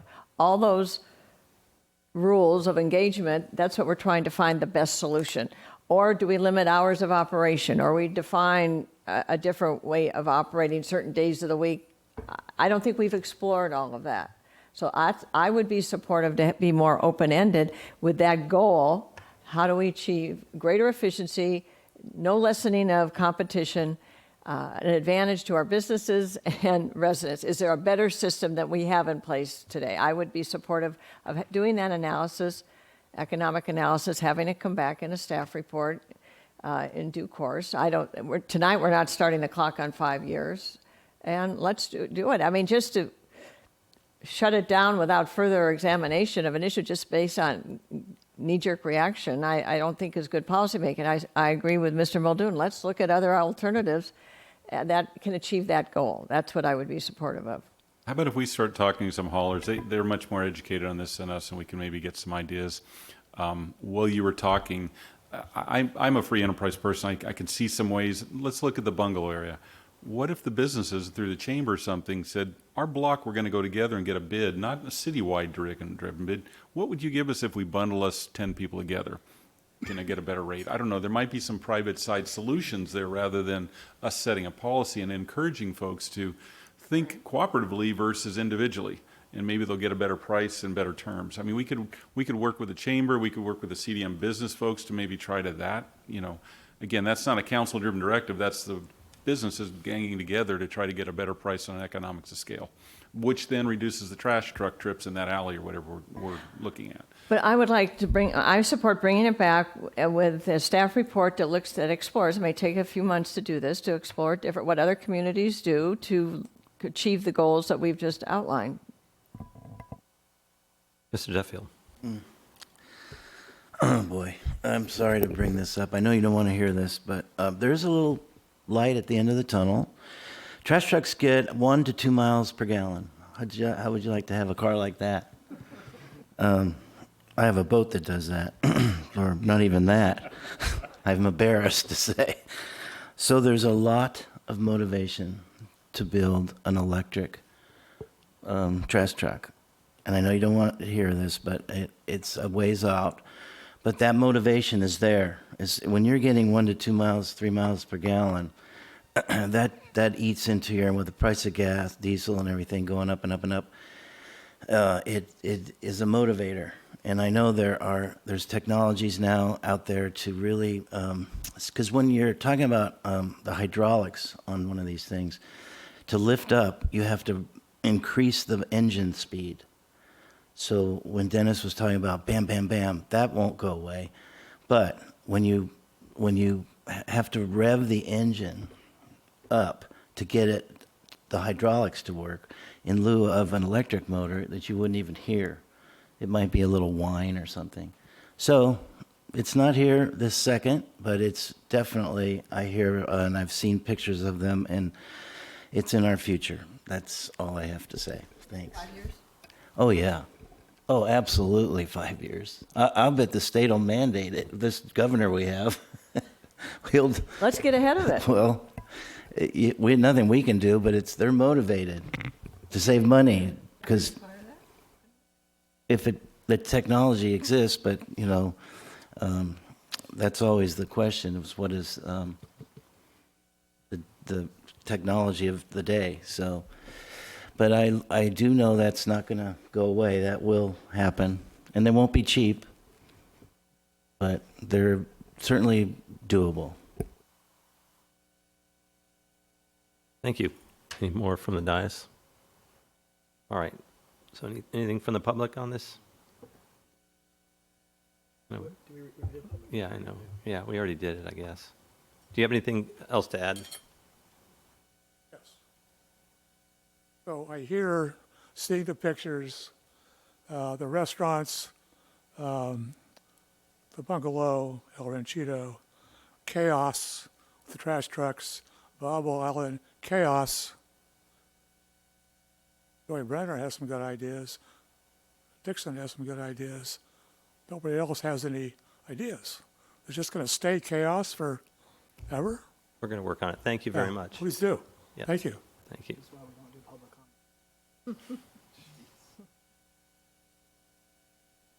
So lots of good discussion. I like the creative, thinking creative thoughts, pulling together. But I would also ask you, what is the 5-year limit based on? Is it a contractual requirement? Is it a legislative requirement, a union requirement? I mean, what is the code section, and that all the council members can see it and read it? Because that will also help you as you think about going out to the market and talking to the haulers. So it's great to know, hey, there's a 5-year requirement, but what's the code section? What's it look like? Who's it organized by? Where is it from? So that you're fully informed. Thank you. Thanks. All right. Now's the time for comments on agenda and non-agenda items. I don't know. Do we have a direction? Let's see. Mayor Avery, members of the council, my name is Jim Mosher. We just heard an hour about commercial trash hauling. I want to make clear I'm not at all against recycling, but I was surprised a couple of weeks ago as a resident. I got a letter from CR&R Environmental Services dated September 21st, accompanied by a flyer with the city's logo on it that says, "Welcome to your new recycling collection program." And it tells me that the city of Newport Beach is now requiring all residents to participate in what I thought was a voluntary recycling program. This surprised me a little bit because I know there have been study sessions about possible revisions to our contract with CR&R. I know that we have a sort of a clandestine, never quite appointed council committee dealing with trash issues. And we have had some community meetings where staff members have presented what they think will be our new program with CR&R. But I personally do not recall the council ever approving a new contract or modifying our contract or requiring everybody to participate in the recycling program. So it bothers me a little bit when I get something on the city with the city logo on it saying that this is a new requirement when I'm not sure that the council has actually made a decision about this. I could be missing something. I don't know. Maybe it happened and I missed it. Sometimes I do. But I would add that if you look at, actually the flyer says to go to the CR&R website to learn more about this. I tried that. There's no information about it on the CR&R website. There's no information there about our current voluntary recycling program either. And I tried the city website and could not find much of anything about either there also. So it disturbed me to get this letter. Thank you. Any other comments on the agenda or non-agenda items? Dennis Baker on a non-agenda item. So just as a piece of information for this council, when I was on the Water Quality Committee, Nancy Gardner and I worked really hard to try and get the city of Newport Beach to sign on to a letter along with Laguna Beach, Huntington Beach, and many of the other beach communities to the federal government opposing offshore drilling, federal leases and that. And all the other cities around us had signed on that letter, and we were advised to not push it. And the city of Newport Beach never signed on to that letter opposing offshore drilling off our waters here. And I think that says a lot about where this city stands right now regarding what comes first. And as a point of information, Jim Walker, who owns a bungalow, lives in San Juan Capistrano. Thank you. Any other comments on agenda or non-agenda items? All right. Seeing none, Mr. Harp. Thank you, Mayor Avery. The City Council will adjourn to closed session to meet with the city's labor negotiators regarding negotiations with the union set forth under agenda item number 4A, and the council appointees, including city manager, city attorney, and city clerk, which are listed under item 4C, as well as meeting with legal counsel regarding initiation of litigation related to one matter. The council appointees will recuse themselves from participating in item 4C, given the potential impact on their financial interests. Aaron, I had my button pushed, and I had one procedural question before we adjourn to closed session. It's too late. I'm just kidding. Go ahead. You wouldn't surprise me with that answer. As a point of procedure, we normally take a straw vote when we have items that are A1'd, and we did not do a straw vote on that last issue, and I would like for the public to be able to know who is in favor of this and who's not. In favor of studying it? Who's in favor of us, yes, of us starting the 5-year plan so that we could study this particular proposal. Okay. So the Brown Act requires that if you're giving us express direction, to kind of come back to you with something, that those preliminary decisions need to be voted on. I didn't hear a consensus for us to come back with anything on this item, but that's the reason why you guys straw vote things, is so that that first step in the process under the Brown Act is documented. So that's kind of the legal requirements around it. So you don't have to do one on every single item. You do it when you're giving express direction.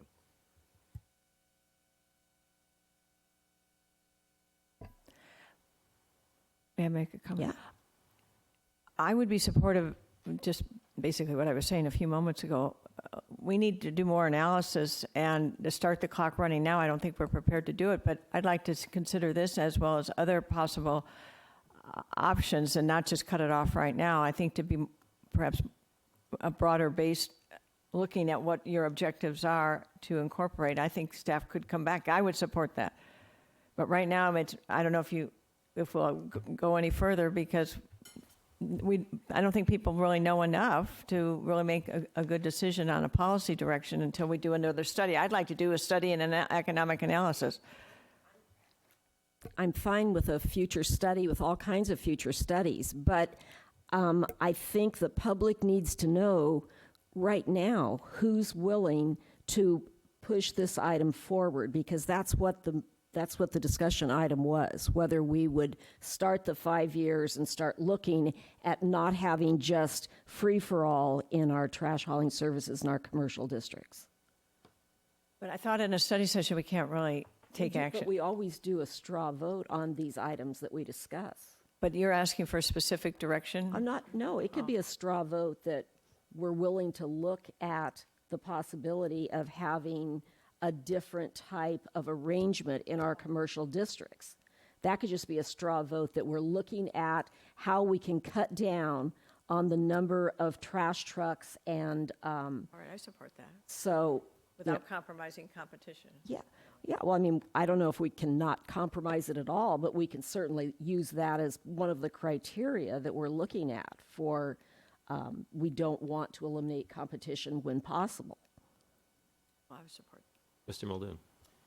Yes, I personally like the suggestion from staff that they were going to talk to trash companies, explore different options.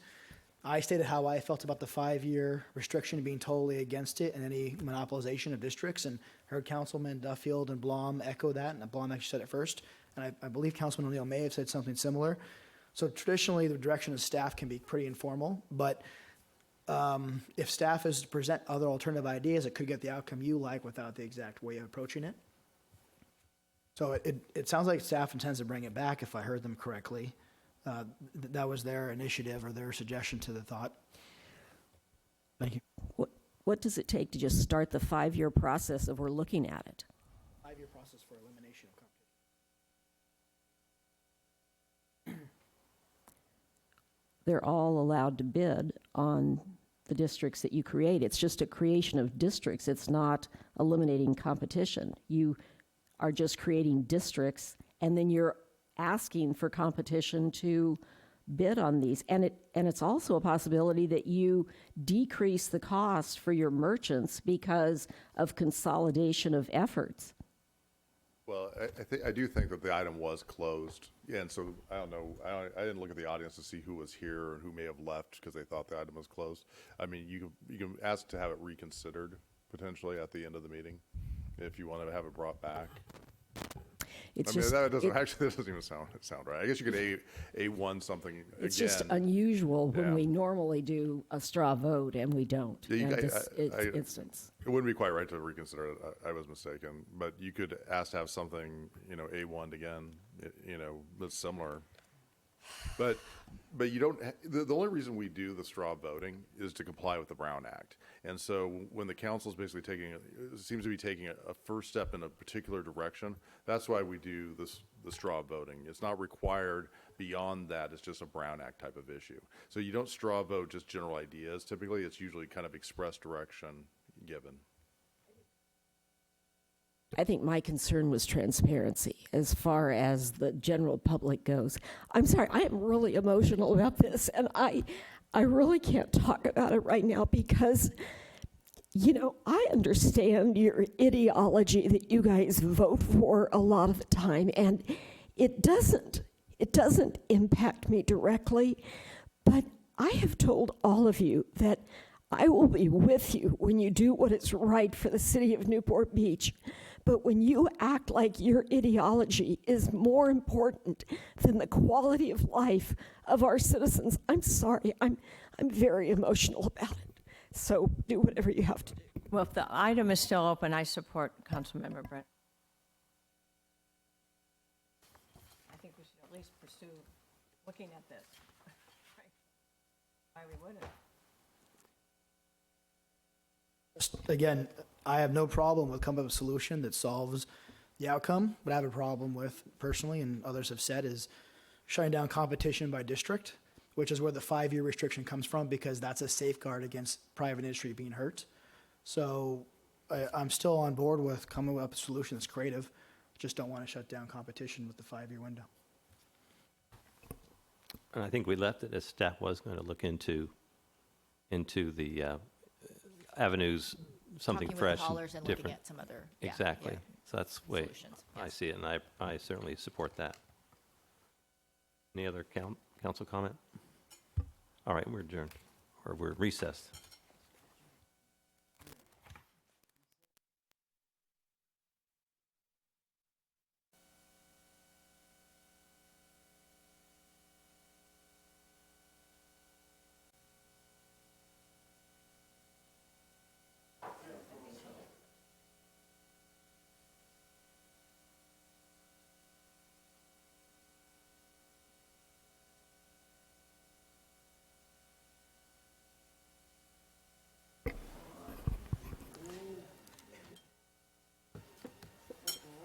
Good evening, everyone. Thank you for coming, and I'll call the meeting to the October 12th regular city council meeting to order. Madam Clerk? The record will reflect that all members of council are present. Mr. Harp, is there a closed session report? Thank you, Mayor Avery. There's no closed session report this evening. Thank you. So now it's time for the invocation and the Pledge of Allegiance. Reverend James Pike, Lutheran Church of the Resurrection in Huntington Beach, will provide the invocation, and Mayor Pro Tem Muldoon will lead us in the pledge. Let us pray. We give you thanks, Lord God, for the successful remediation of the oil spill in our waters, and we ask for a blessing upon our seas. We pray for those who have been called to govern in the city. May you give them wisdom as they go about their just work. And we pray for a blessing on the city of Newport Beach, that in its working and in its commerce, its education, and in its play, it might have fullness of life. And finally, we ask for a blessing upon the United States of America. All these things we ask in your name. Amen. Amen. Show me the pledge. Ready, begin. I pledge allegiance to the flag of the United States of America and to the republic for which it stands, one nation, under God, indivisible, with liberty and justice for all.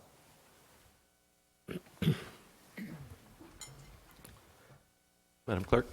The City Council of Newport Beach welcomes and encourages community participation.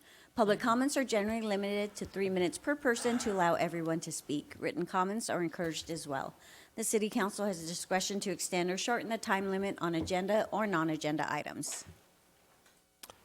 Thank you. Okay, so now we'll hear from council on announcements and oral reports. Councilmember Brenner, do you have any announcements or reports? I do. Diane Duffy and I had an interesting night last night. We co-sponsored a town hall meeting on group homes and sober living facilities, specifically because we each have those in our districts. We invited and were pleased to have as presenters Orange County Supervisor Katrina Foley, Assemblywoman Connie Petrie-Norris, State Senator Dave Menn, and Orange County District Attorney Todd Spitzer, as well as many of our Newport Beach staff members who work on this issue all the time. Diane did a masterful job as the moderator of this meeting, which was a messy meeting. It wasn't perfect. It was very productive. It was very well attended. It was not a meeting where we tied everything up in a pink bow and presented something that was already researched and decided on to the community saying this is what we're going to do. It was a meeting where everybody spoke their minds. Everybody talked about what they were doing and what they wanted to do, and bills. Connie talked about all the bills that she's already gotten passed and signed by the governor, and other bills that she's taking back again to try to get them passed to save our communities from this tragedy. And the community participation, we had mostly people from Santa Ana Heights there. We had also Corona Del Mar residents and Peninsula residents there, and these are all people that are directly impacted by these group homes. And so, as I said, it was a messy meeting, but was a really productive meeting. So we agreed that we are going to continue to meet with the parties, that some disagree with each other, and work it out, and we're going to provide a lot more information. And all the fact that the electeds there talked about what they're actually doing, it was it was eye-opening to see how difficult it is. It never ceases to amaze me how slowly government works. And it was so obvious last night because there are people there that see the problem, that are trying to do something about it, and they're frustrated, but they keep working away at it. So, and Diane will be reporting on one of the items which we hope that we at the local level can do to make this difficult problem better. Then Diane and Duffy and I have also had multiple meetings with stakeholders regarding our short-term lodging ordinances, which are being reviewed by the California Coastal Commission and will be hopefully approved at their October the 13th meeting next Wednesday. And we've met with people on both sides of the issue and talked about what we have and what we're going for. So that has been beneficial. I attended the Wake Up Newport meeting put on by Newport Harbor Chamber last Thursday to hear Connie Petrie-Norris talk about the oil spill and the state resources and the expertise that were being utilized to solve this environmental problem. And I also made numerous trips to Little Corona and Big Corona to see the hazmat workers who are working down there to collect the oil spill. They've been working in West Newport, all along Newport Beach, and it's amazing. They've turned over every piece of kelp that was that washes up every day on the beach to find out if there's oil hidden in that, and they put them in the toxic waste disposal. And so somebody said to me the other day that they feel like our beaches are going to be cleaner than they've ever been, and we already have pretty darn clean beaches. So that was really reassuring.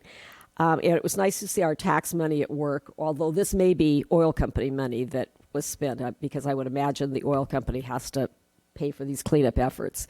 But we also did, Diane and Kevin and Will and I went up in the Coast Guard airplane last Sunday to see the oil spill from the air. And you really have a new appreciation for your service members who ride in those kind of airplanes all the time. They're not the least bit comfortable, and they're really hard. So it was very difficult to see out those little windows, but we did our best, and they showed us, where the rig was and where the oil spill and how it was moving south. And I know we'll get more of a report on that later this evening. Diane will probably report on the library donors reception we attended, and Brad and Simone each did excellent jobs at the economic forecast, so I'm not reporting on that. I'm thinking someone else will, but both Brad gave an excellent update that day because we were right in the thick of the oil spill, and he was able to tell everybody exactly what was happening and the management and how it was all working together. So, Brad, you did a super job on that. The CDM 5K was put on by the Corona Del Mar Chamber last Saturday, and it was great fun and wonderful to have the event back. It started to feel like actually things are back on track. Let's see, I wanted to let the people in Irvine Terrace who have been contacting me know that I have filed the form to call up to the council the approval by the Planning Commission of the remodel and reuse of the 76 station at Avocado and PCH, and that there will be a public hearing on that at the council level on November the 16th. And that's it for me. Thank you. Thank you. Councilmember O'Neill. My thanks to the Newport Beach Fire Department and the Fire Association for an excellent fire service day on Sunday. And then this coming Thursday, we have a finance committee at 3 p.m. Thanks. Councilmember Dixon. Okay, thank you. I have a few things to speak about. I, too, attended the Newport Beach Chamber Economic Forecast Luncheon, and our mayor represented us well. And that is probably the one of the best economic forecast events that the chamber does, because the speaker, who's an economics professor at UC Irvine, it's amazing, an economist with a sense of humor. And it really makes for, and he has the data, and really is outstanding. I think his name is Schwartz, Mr. Schwartz. He's fantastic. I attended, by Zoom, thankfully. I didn't have to drive to downtown LA, SCAG's monthly meeting. I'm a member of the Community Economic and Housing Committee, so that's always has a full agenda. That went for 2 hours from 9:30, 2.5 hours from 9:30 to 12 last Thursday. And then the Regional Council, of which I'm a member, and that includes members all over the SCAG region, all the 5 counties. That went from 12:30 to 4:30. That was one long day on Zoom. Housing continues to be in various items of discussion, but it is clear that Orange County differs from Los Angeles County and what we want for our future. I'll have more at a later time on that. Yes, the Fire Service Day, the kickoff to Fire Prevention Week. It's always fun. Last year, the fire department missed it because of COVID, or they did not have the event. But it's just wonderful to see the kids enjoying the fire trucks, and then they do a simulation of a burning building, and it's just really a lot of fun for everybody. So it was nice to recognize our great firefighters, and as well as the lifeguards and the CERT people who were there. The Coastal Commission is tomorrow. Get ready. And so a couple of items from the city of Newport Beach, including the short-term rental ordinance that our council approved and is now seeking the Coastal Commission's ratification. So residents, as well as Councilmember Brenner and myself, will be speaking again on Zoom. And yes, Newport Library Foundation it was a pleasure to attend their donor recognition event the other day, because they're all getting geared up to raise the funds for the library lecture hall, so they are committed. I have a slide that comes up, I think, Leilani, on the Costa Mesa Bridge Shelter. And this is a special announcement The Costa Mesa Bridge Shelter, there we are, is seeking and accepting food donations from local restaurants. So this is really important. It sounds like a nice marketing opportunity, which it is, but the real issue to address is they don't have a chef, and they're searching the process for a new chef to replace the prior chef. So we need to, all of us come together in our restaurants. So this is a message, a shout out to all of our restaurants, who's ever listening tonight, to help donate food, if you would, meals to the joint shelter, temporary shelter in Costa Mesa, which, of course, Newport Beach is a partner with. For restaurants who would like to donate, please contact John Began with the City of Costa Mesa. I'll read the number, and it's up here, 714-313-1453. And I'd like to recognize the restaurants that are currently participating, which include Newport Rib Company, Toast, Dick Church's Restaurant, Great Mex Grill, and Global Deli. Newport Beach, as we all know, is a partner with Costa Mesa and the Bridge Shelter, which opened last April. And since April, people experiencing homelessness in Newport Beach have spent more than 1,700 nights in the shelter as they locate housing and receive services. So unequivocally, the shelter has been a success for the homeless. Community partnerships and donations are critical to the ongoing success of the shelter. So please tell your favorite restaurant friends, none in specific reference, but if you know anybody who would like to donate food, a great restaurant operator may be listening, and we would like to donate food to the shelter. So anyone who's listening, it's for you. Just a future meeting notice, Aviation Committee is meeting at 5 p.m. next Monday. I honestly don't know if it's Zoom or in person, so stay tuned. Unless Tara signals me. I don't know if Tara is here. May I take this opportunity, Mayor, for a future agenda item? Of course. Okay. So I have a proposed future agenda item. As Councilmember Brenner and Mr. Duffield may say the same, that we had an amazing meeting last night. Last night, council members Brenner, Duffy, and myself and staff hosted an incredibly powerful meeting, and some of the residents who attended are here in the audience tonight. A powerful meeting with our residents and our county and state elected officials to discuss the impact of sober living homes on the quality of life of our residents who live in neighborhoods that have sober living homes. And we must seek action now. That's what the residents are asking, and that's what we as a council must listen to. I would like to place 2 items on a future agenda to address how we can do more to better protect the quality of life of our residents who reside in the neighborhoods with an over-concentration of sober living homes and high degree of negative impact from these facilities on the immediate neighborhoods. Where they're living, we are seeing an increase in state-licensed facilities. So I propose, number 1, the formation, if the mayor agrees, of an ad hoc committee on safety in our neighborhoods with sober living homes. It's just a placeholder name, to recommend changes in our municipal code as well as potentially county, state, and federal legislative solutions, and additional city code enforcement resources to be funded as soon as possible to provide nighttime and weekend enforcement. These 2 items, I would like both agenda items to return to the council as soon as possible. The code enforcement staff addition needs to be acted on as quickly as possible. The next budget cycle begins next spring, March-April period, 6 months from now. To address this proposed budget amendment at that time would be too late. A person lost his life in our city in August, a few weeks ago, because of the inadequate management of the state-licensed drug alcohol residential facility in this neighborhood. Understand, it's state-licensed. And this is really one of the nub of the issues, is the city has no control. They're in their little sovereign island as a state licensed facility. The safety of our residents is our number 1 priority, no less so in this and other neighborhoods with state licensed as well as the city permitted facilities are growing in number. Not the city facilities. We do have city permitted facilities. They are not growing in numbers. Fortunately, we have not issued a permit since 2009, but the state is licensing these facilities at a rapid clip. And one is coming into the community up in this area, Santa Ana Heights, in the next few weeks. A new home, or a home, was just recently bought.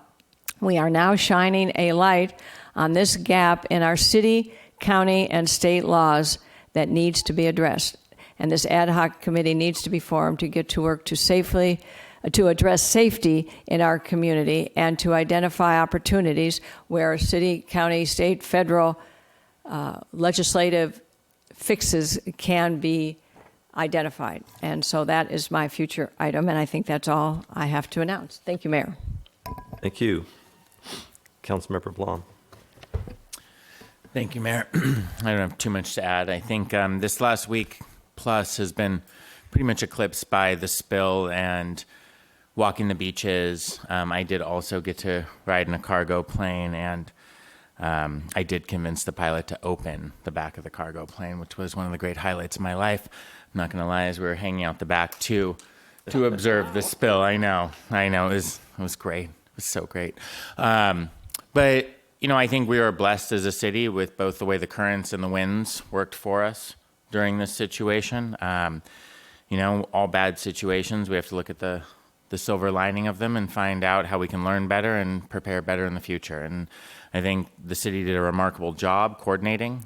We had people at every level, and I don't think our frustrations were quite as big as some of the other cities. So I commend our staff for that. We had a great water quality meeting that I'm sure Mr. Duffield will touch upon as well, but this was also a huge factor in that and how we continue to keep our harbor, bay, and oceans safe. And that's really all I'm going to add today. Thank you. Thank you. Mr. Duffield. Thank you, Mayor. I want to thank Joy and Diane for my announcements. That was I don't have to say anything. And also our water quality meeting, thank you. A lot of discussion on the oil spill. It was very enlightening, and we'll continue to work on that. But other than that, I don't have much to report. Thank you. Mayor Pro Tem will do. Yes, thank you. Thanks for showing those pictures, Joy. I did go up as well in the cargo. And it was a really interesting experience, very eye-opening to see. We circled first the rig where the leaked oil occurred from, and then we went out along the coast of Huntington Beach and Newport, down in Laguna. And you can see the sort of streaks or blotches of the oil. You can see where it's dissipated. It looks like an oil slick on your driveway when it was sort of at a weaker stage. But at a stronger stage, you could see the real damage that was done. And, this is a very serious issue for those of us up here. It's very upsetting for our community for this to happen. We want you to know that the city's looking at all legal options and other in holding those responsible. Thank you. Thank you. So, as mayor, I had a heck of a week last week with the oil spill situation. And I recall we were very fortunate a year and a half ago to have Mr. O'Neill as mayor. And, he was the COVID mayor, and he did an incredible job. And that caused me to think, when I was mayor pro tem, what my crisis would be. Because I was certain there was going to be a crisis. I thought I was almost there to get through my mayorship without a crisis of some kind. And so that happened, and I realized it when I was coming back from Catalina on my boat to go to the air show. And I was going along, and I had my nephews, twin boys from Taos, New Mexico, on the bow of the boat. We had dolphins on either side of us. We were about 4.5 miles from Huntington Beach, and we went right into that oil patch.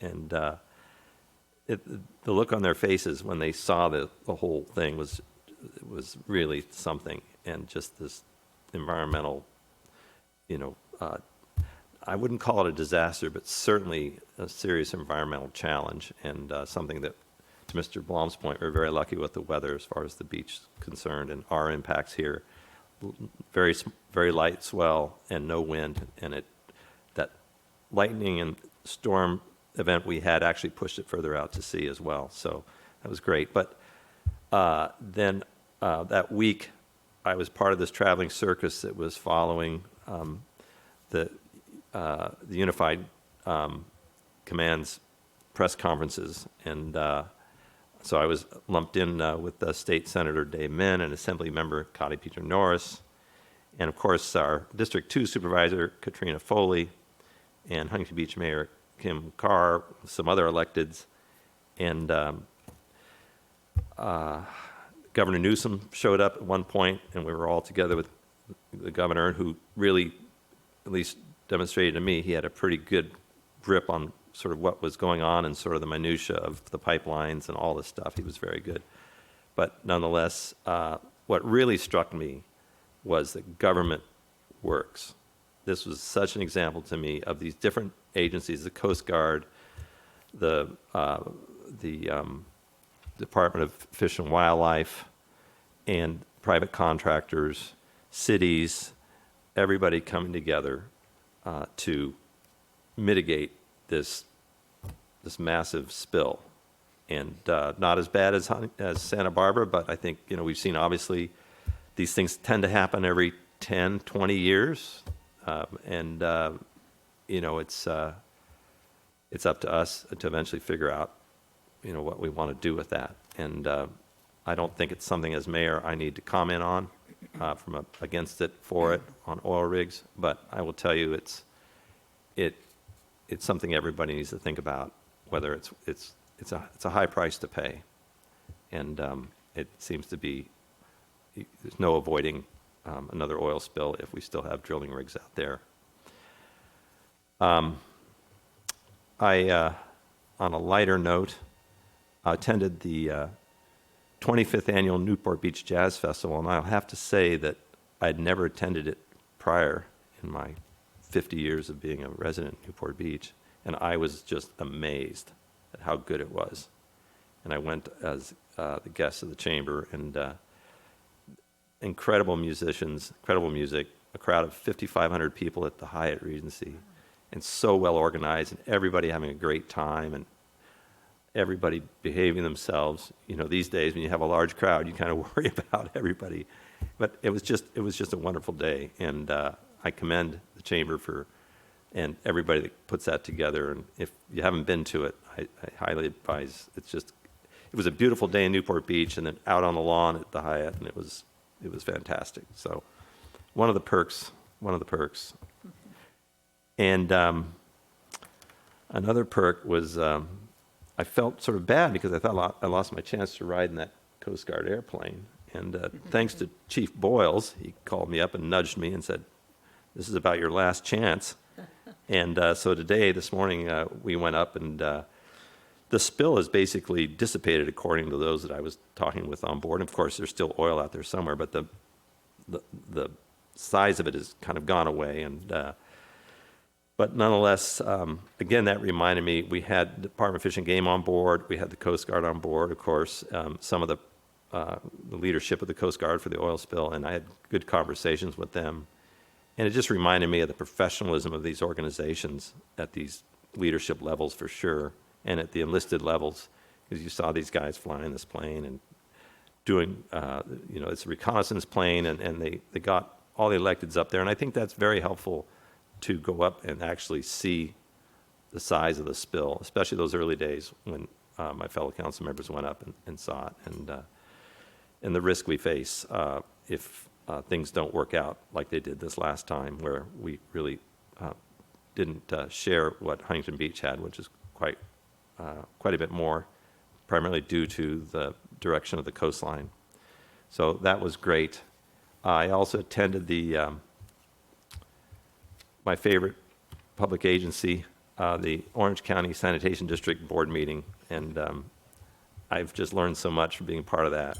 And it is an extraordinary agency, and I'm going to be in the future giving a couple of very short talks during public comment about what they're doing to really protect our aquifer from the effects of the drought in terms of recharging it through their new GWRS system, which is more on that later. Thank you very much. And now we'll move on to matters which council members have asked to be placed on a future agenda. So Councilmember Blom has asked the council to consider taking all action necessary to call the June 7th, 2022 statewide district primary election or the November 8th, 2022 general municipal election for the purpose of submitting proposed amendments to the Newport Beach City Charter to provide for the direct election of the mayor consistent with the initiative documents submitted to the city clerk on Friday, September 3rd, 2021. So let's take a straw poll. Ready? That's unanimous, 7-0. Thank you. Madam Clerk? This is the time in which council members may pull items from the consent calendar for discussion. Those are items 1 through 14. Public comments are also invited on consent calendar items. Speakers must limit comments to 3 minutes. Before speaking, please state your name for the record. If any item is removed from the consent calendar by a council member, members of the public are invited to speak on each item for up to 3 minutes per item. All matters listed under consent calendar are considered to be routine and will all be enacted by one motion in the form listed below. Council members have received detailed staff reports on each of the items recommending an action. There will be no separate discussion of these items prior to the time the City Council votes on the motion unless members of the City Council request specific items to be discussed and are removed from the consent calendar for separate action. Thank you. Councilmember Brenner, do you have any items to pull from the consent calendar or conflicts to announce related to items 1 through 14? Thank you. Councilmember O'Neill? None. Councilmember Dixon? None. Councilmember Blom? None, thank you. Councilmember Duffield? Mayor Pro Tem Muldoon? Yes, I'm going to cast a no vote on number 12. I'm recusing myself on items 5 and 7 to avoid potential conflict in business-related telecommunications. Thank you. And I have none. Mayor Pro Tem Muldoon, do you have a motion, rather? I do, Mr. Mayor. I move the balance of consent calendar items 1 through 14 with clarification on the minutes, and a no vote by myself on item 12, and recusal by myself on items 5 and 7 due to potential business interests in the wireless industry. Thank you. Is there a second? I'll second. Thank you. Are there any members of the public who would like to speak on the consent calendar items 1 through 14? Mayor Avery, members of the council, my name is Jim Mosier. Two of the items on tonight's consent calendar, number 3 and number 4, are the second reading of ordinances. At least in my view, the reason that we have 2 readings of an ordinance is so at the first one you can consider whether you actually want to consider a matter or not. And the purpose of the second reading, after you've published your intent, is for you to be able to debate with an informed public whether you actually want to proceed with adopting that item or modifying it and trying again. So I just wanted to point out to you again, as I tried to point out 2 weeks ago, item number 3 is a proposal for a planned community text and development agreement for a 4-story residential development at 150 Newport Center Drive. And the height that you would be approving tonight is in violation of the height limits that we have had in the city of Newport Beach for that area of the city since 1972. So I think there's a problem with adopting this. It's inconsistent with our zoning code, and a planned community was never intended to allow exceptions to those height limits that we've had all these years. Thank you. Thank you. Do we have any other public comment on the consent calendar? All right. Seeing none, do we have any additional council comments? All right, please vote. Prior to reading the vote, I'll read the ordinance titles for items 3 and 4. Ordinance 2021-19, an ordinance of the City Council of the City of Newport Beach approving development agreement DA 2020-1 for the residences at Newport Center located at 150 Newport Center Drive. Ordinance 2021-20, an ordinance of the City Council of the City of Newport Beach approving zoning code amendment CA 2020-8 and Planned Community Development Plan PC 2020-1, establishing the residences at Newport Center located at 150 Newport Center Drive, and ordinance 2021-21, an ordinance of the City Council of the City of Newport Beach approving zoning code amendment CA 2021-3 to change the zoning code designation from RM 2420/3100 multiple residential to PI .49 FAR private institutions for the property located at 1499 Monrovia Avenue. The motion carries unanimously, 7-0. Thank you. So now we have public comments on non-agenda items. Please come forward. Hello, I'm Nancy Gardner. I'm a former council member, former mayor, and I wanted to speak briefly on a proposal to change the way we select our mayor and give that position new powers. I have been, I guess, astounded is the way I would react to the people that have contacted me, people that usually are not contacting me, and representing such a spectrum of the city from both sides of the political aisle, all sorts of interests that are very much against this. And their first comment is, why? You know, what is the problem that we're trying to solve here? And then the second comment usually is something very, I'll say, uncomplimentary about the motives of the people proposing it. And I don't say that to be unpleasant. I say it because what it tells me is that this is going to be a very bitter and divisive fight, and something that we do not need. We work so well, we accomplish so much when we work together. And my concern is that things like this tend to cause, it's like, you know, you throw the pebble in the still pond and all the circles go out, that there's a lot of collateral damage and things get thrown apart that have nothing to do with the subject that we're really talking about. I will use as an example, and it's just a hypothetical example, but Councilman Duffield, you have some great plans for the harbor, you have a foundation, and there's all this goodwill. And then all of a sudden, we're fighting about this other issue, and it trickles into, and suddenly you're losing support because, well, you're on the wrong side of this. So I'm making and I realize it's quixotic, but I'm making the appeal that we do not do this, that we stay with a system that's worked so well. Thank you. Thank you. Next speaker, please. Good evening, and thank you, Council. My name is Grant Bixby. I'm a resident since 1994 and a local business owner, and also a member of the Business Alliance to Protect the Pacific Coast, otherwise known as BAPAC. And BAPAC is a coalition of over 7,500 businesses on the West Coast, many members here in Newport Beach.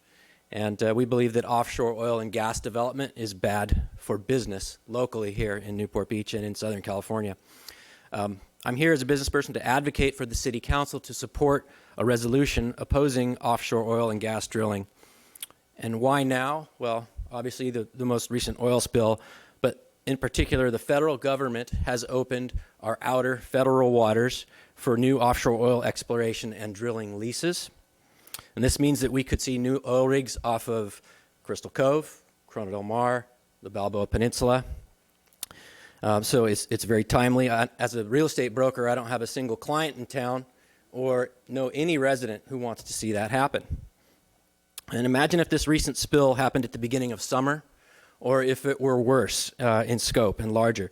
No junior guards, no regattas, a long-term harbor shutdown, beach tourism grinds to a halt, and we have severe economic disruption.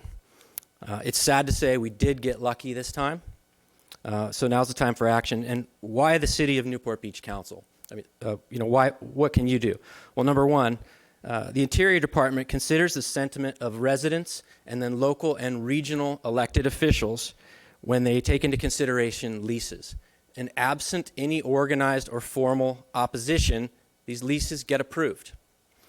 I don't think any of you want to see that happen on your watch. Number two, there's currently pending federal legislation to ban offshore oil drilling. This is new and expanded, not existing, new and expanded offshore oil drilling. There's also an appropriations process underway right now that has funds allocated to protect Southern California. And a resolution from the city will help those efforts succeed when they're submitted en masse to the right parties, which we do. Lastly, you've done this effectively before. There's precedent within Newport City and the Newport Beach City Council. I have a letter which I will provide the clerk. In 1978, signed by former Mayor Paul Rykoff, where the city opposed lease sale number 48. And in that letter, I quote, "The city of Newport Beach is on record in strong opposition to any oil or gas exploration and development. The most immediate impact on our city is the possible destruction or degradation of the coastline by an oil spill occurring offshore, either from a pipeline or a platform," end quote. I submit to the clerk and the council, for the record, a draft resolution along with a copy of the City of Newport Beach letter, and I ask that the council place this resolution on the next meeting's agenda. This resolution costs us nothing, benefits all Newport Beach residents and visitors, and protects our businesses. Thanks for your time and consideration. Thank you.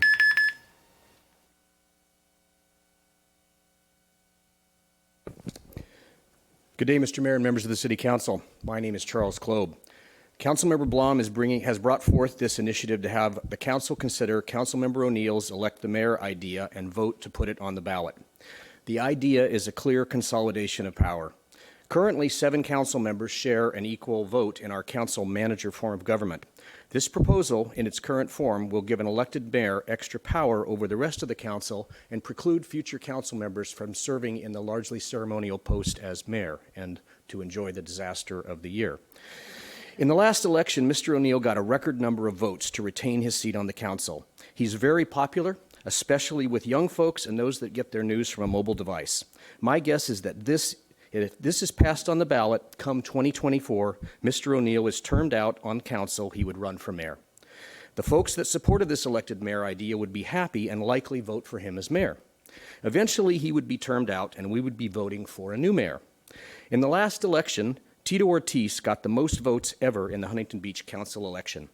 A popular person like Mr. Ortiz, or any zealot with a following and financial support, could move to town and get elected mayor. Come to think of it, that's how Team Newport was created. That person could have 4 and possibly 8 years to destroy this city for the special interest that elected him or her. Let's say they do not support the Bay or the piers and direct all the resources to Newport Coast to protect that community from wildfires. The idea of an elected mayor in Newport Beach is not about how popular Will O'Neill is. It's about what's best for Newport Beach. 7 council members with an equal vote works. Thank you for your service. Those of you in the audience that agree, please stand. Thank you. Thank you. Any other public comment? Good evening, Mayor Avery and members of the council. My name is Nancy Skinner. I agree with what was just said about the changing the way we elect mayors. I understand you think this would be a better way to do it, and I understand that and respect that you have an opinion on it, but I'm a little like Nancy Gardner. I'm hearing from people who call me, what's the point? What's the matter with our current system? I'm hearing that overwhelmingly, and I agree that this is kind of potentially something that can do to our city what our country has become divided, and I don't really want to see that. I like everybody, but I just don't want to see this happening, and I thought perhaps what I'm appearing to think that your inability to get enough signatures on the petitions is what probably prompted coming to the city council to see if we can find an easier way to get it. But I'm told that you even had professionals for a while struggling. I don't know if that's true, but you could maybe correct that for me too. Not true? Not true. Okay. Thank you. Well, at any rate, I've done petitions in the past, and I know it's not easy. So to do petitions generally require a lot of people feeling the same way. And if you are successful in getting this on the ballot, even if you have to go the petition route, I think we would find a great deal of animosity in our community that I don't like. I like the system that we have. We have a city different from most everybody I know. When you have different communities within our city, we have West Newport, we have both Balboa Island and Little Balboa Island, Old Cronamar, New Cronamar, all where I live in the West Cliff area.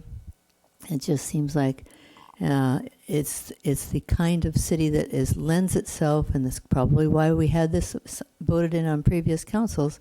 It lends itself to the kind of mayor selection that we have now. I think it's wonderful. I don't see any reason to leave it. I remember the old adage, if it ain't broke, don't fix it. And that's what I'm hearing from people coming to me, bringing it up and saying, why would we be doing this? So I'm rather hoping that you don't move forward on an agenda item. If you do move forward on an agenda item, I hope that you don't count that as public comment type of discussion. If it's ever going to be a kind of a discussion, I'd hope it would be like the Sun Speak Up Newport type discussions, where we don't just say something to the council people and then sit down. And I'd like to have some back and forth, because if you are going to go forward and you have to start from the beginning, maybe there's some improvement that could be made. I don't really like the extra power that it allows any elected mayor. I think we need to have equal power for all 7 of you. Thank you very much. Thank you. Next speaker, please.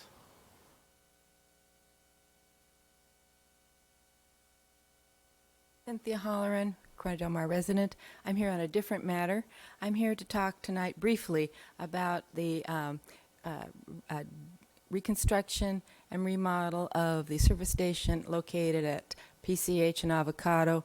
This matter was first presented 2.5 years ago to a lot of public discussion and outcry. And at that time, the applicant said he withdrew his application and said he would work on it. Without any further fanfare or discussion, the item was presented last week to Planning Commission and was voted on and approved October the 7th. There was no public notification. Planning submitted public notice to residences, affected businesses within 300 feet.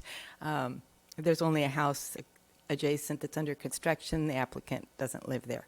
So what I'm here to ask for you tonight is saying that the public was really blindsided by this, and the issues that brought lots of public concern 2.5 years ago have only exacerbated. They were the attractant of a public nuisance, the incidents of homeless that were something on the horizon now has been pretty manifest, increasing traffic situation, which was pretty non-existent and non-existent at all during COVID, is now back in full force. The lane diet that took place on Avocado has created quite a traffic congestion in that area. That's just some of the many issues, but really the thing that really bothered people most specifically was the granting of variances. Variances in hours of operation, variances in setbacks, variances in parking, variances in the entrance and appeal aesthetic to the village of Corona Del Mar, which was developing a master plan of how the village should look. And we are really concerned as neighbors that we do what's best for the overall aesthetics of the community, taking into account public safety, the need for the business to improve its business. We recognize that, but we really feel it needs to be a compromise that all parties are happy with.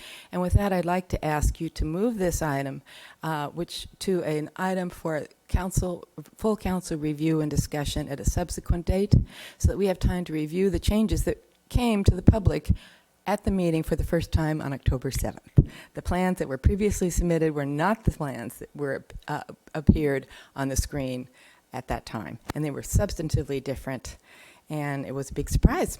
So I know that we can all work together to get a solution that benefits the business community, but also benefits the needs of the city. I was pleased to see that the city had come together with a working group to address sober living houses in Corona Del Mar and other parts of the city. And I think that should be part of any future conversation going forward, that we address the whole gamut of issues. This is small, but it's reflective of what's happening in the city. Please keep your eye on the ball on the big issues. Thank But you. this is important to our local residents. Thank you. And just briefly, Councilmember Brenner did mention she's going to call that up for review, so it will be coming to the city council on November 16th. Thank you very much. I didn't get to say anything, but the business owner adjacent had submitted 500 signatures in support of his business plan and in opposition to this plan, but he apparently was not here at this time. He was advised it would be later tonight. So thank you very much for putting this on the agenda. Yep, thank you. Who's the business owner? That business owner, do you know? Hamid, I can't pronounce his last name. All right, next speaker, please. Evening, Mayor, Council members, Denise Oberman. I'm here also to speak about the proposed change that's going to be considered to transition the position of mayor to that of an elected official. You know, conceptually, there could be some value to be realized with having a mayoral position as being an elected official. However, that type of change really represents a foundational shift in the way the city is currently structured, how it's governed, and even how leadership is practically exercised. There are lots of elements in this that need to be carefully considered: decision authority, term limits, and other items. And they relate not only to the mayoral function and position, but also to all of the other functions and positions that make up our city government. The role and responsibility in relationships with city council, other types of city representation, as well as the key staff positions such as that of the city manager. This type of a fundamental change should only be considered subject to very careful vetting and a rigorous process that would be comprised where a committee would be established, which should include the appropriate participants and an independent person with some expertise that can give some perspective, balance, and insight into it, as well as a full vetting through a public participation process, and not an ad hoc process, but hearings as well as informal process, opportunity for vetting and debate, because this is going to be something, it is going to be different. You know, there could be benefits to it. It could potentially be not so beneficial as well. And most certainly, given the tenor in the city, it puts on the table some divisiveness, and we're already challenged by that, not only in our city, but in our country. So having and I think Nancy Gardner said it very well, divisiveness is not in our best interest. I think rigor in our thinking and listening and not being afraid to challenge is. And we do need somebody, and we need, whether it's an individual or a body, we do need somebody to steer and help to keep us focused and make sure that we aren't complacent. So in order to go through this process, it probably is going to take an elapsed time period of at least and maybe possibly 9 to 12 months. So I think committing to that type of a process so that we can have confidence that this has been well thought out should consider the fact that it will likely take something in the neighborhood of 12 months to see it through. So anything that with the objective, if in fact it is the objective of bringing it to the ballot box, would be something probably in the fall of 2022. Thank you very much. Thank you. Next speaker, please.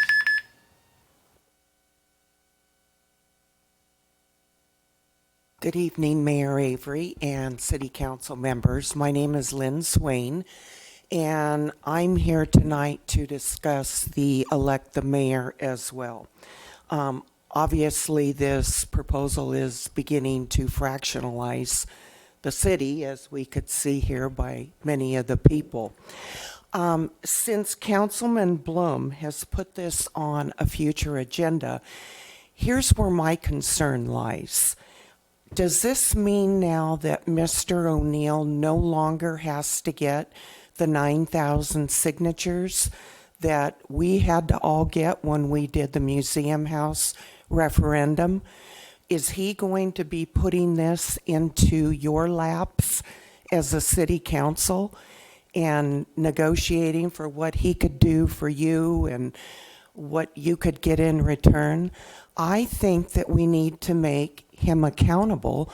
Let him get the 9,000 signatures, put it on the ballot, let the people vote. I mean, some agree, some don't. That's what elections are for. So I'm just saying, let's do it the right way. Thank you very much.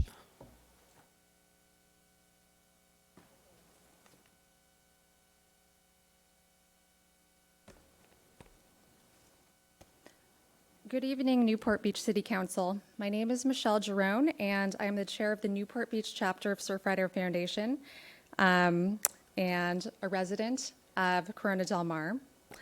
Sorry, my laptop just went out. I'm here in support of BayPAC's proposal for the Newport Beach City Council to oppose new offshore oil drilling and to join other local cities like Costa Mesa and Laguna Beach. The recent oil spill has shown the importance of the health of our coast to our way of life and our local economy. The spill affected coastal ecology, and we do not yet have a full picture of the extent. Our swimmers and surfers not being able to enjoy clean water was disappointing. The oil spill could have been worse. I want to highlight the impact that oil spills can have on our coastal economy. During the pandemic, outdoor recreation increased because of restrictions on indoor activities and the relative safety of outdoor activities. We witnessed greater use of public parks and beach areas, even when the weather was cooler.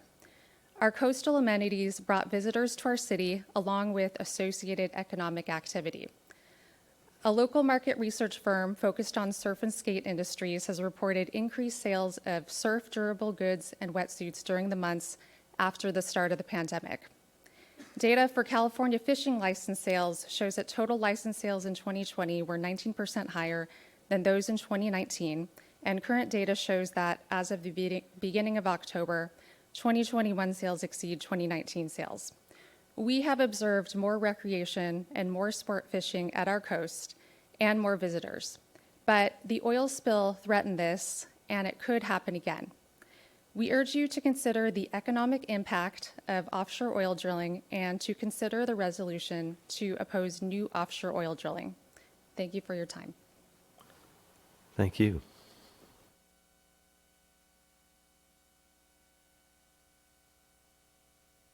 Hello, my name is Jax Richards, and I'm a 20-year-old resident here on the peninsula from Newport Beach, California. Besides from surfing almost every day and being a Newport Beach lifeguard, I have dedicated my entire life in protecting and preserving our planet.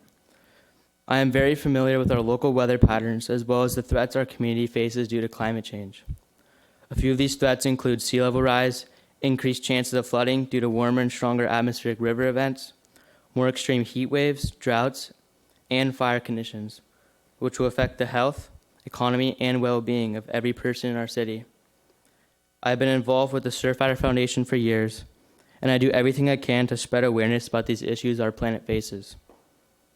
As someone who is in the water every day and knows our local weather, climate, and environment inside and out, I'm asking the city and every person in power here today to oppose offshore drilling and begin to take a stand towards the clean energy transition that's already happening. We say that our beaches are a prized possession, but it doesn't seem like anyone is willing to take a strong stand when approached by the root of the problem our coasts are facing. We must start taking these issues seriously if we say we care about the things we love. If we want future generations to enjoy the same things as we do today, we must begin to take action and put our community first over power and profit. I hope this recent oil spill becomes a turning point for our city when we finally realize what is at stake. A cleaner and more sustainable future is possible, but it won't happen unless our elected officials take action. Thank you. Thank you.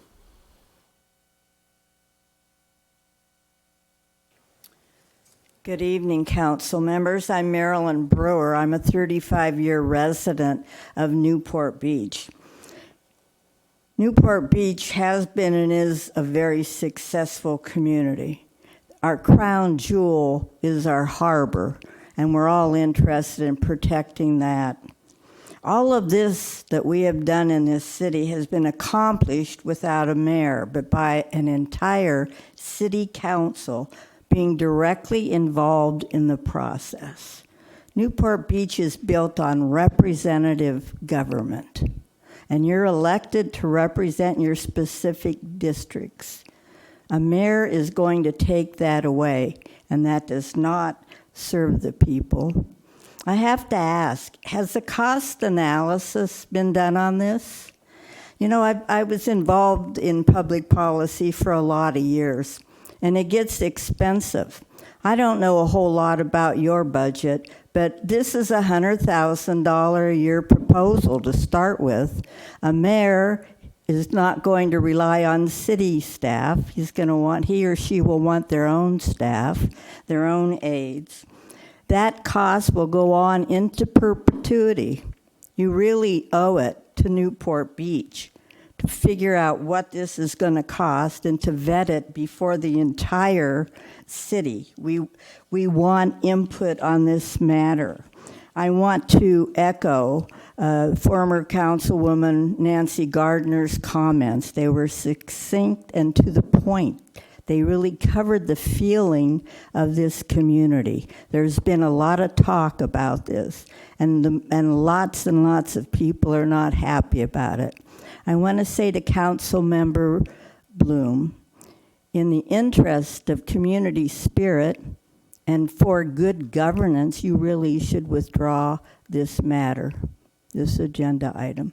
This is a bad solution looking for a problem, and a problem does not exist. Thank you. Next speaker, please.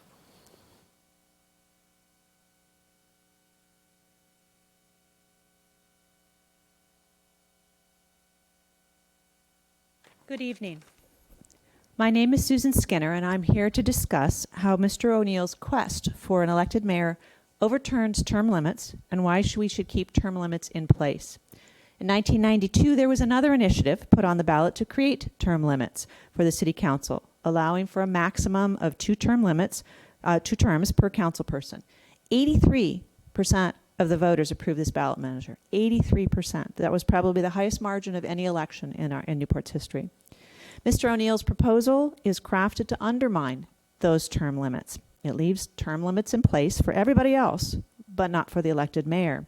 This means we could have one person serve for 8 years as council person and another 8 years as mayor. Does anybody else think that having one person in power for 16 years is far too long? You could have a child and almost get that kid into college during that time frame. I have. He's in college. Interestingly enough, the initiative allows a council. Interestingly enough, the initiative allows a council person to run for mayor, but not a mayor to run for council person. The more skeptical among us note that Mr. O'Neill has written a proposal that positions himself nicely to run for mayor when his term is over. Term limits are popular for a reason. They prevent any one person from staying in power for too long. This initiative should respect the voters' prior decision and not unwind the 1992 initiative mandating term limits. There are any number of things wrong with this initiative, but overturning term limits is a huge red flag and should not be ignored. Thank you. Thank you. Next speaker, please.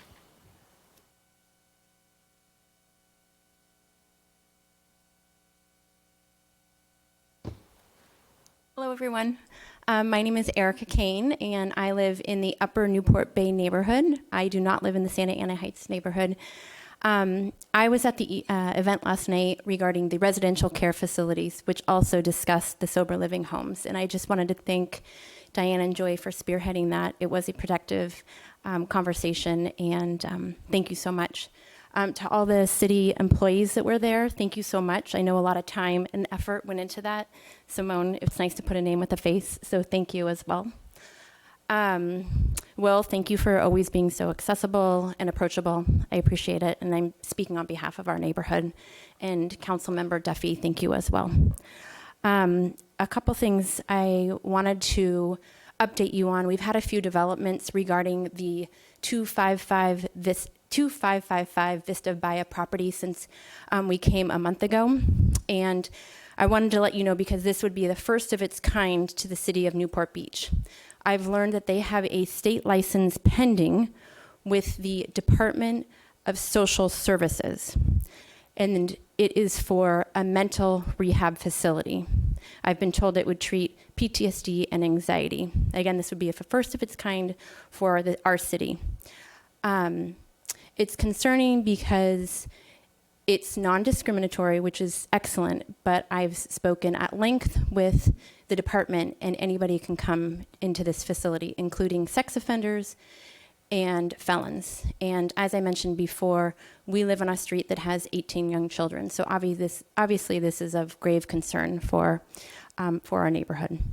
So I just wanted to make sure that everyone is aware of that situation that could potentially be coming into Newport Beach. And again, they do have a license pending with the Department of Social Services right now. And their business license, you can Google the website, what company it is. With that, Diane, I appreciate the agenda items that you've proposed. I think they're all great solutions. One other thing I would ask in terms of the meeting last night, I think the residents of Newport Beach would be really grateful if one of those ad hoc committees could be a discussion with perhaps like Katrina Foley and the city attorney. And I think Cotty called it a workshop. If we could all get together and discuss those ordinances, I think that would eliminate a lot of the frustration that a lot of the residents have right now. So other than that, just thank you so much for your time last night on a topic that was very intense and a very heavy topic. So thank you. Thank you. Next speaker, please.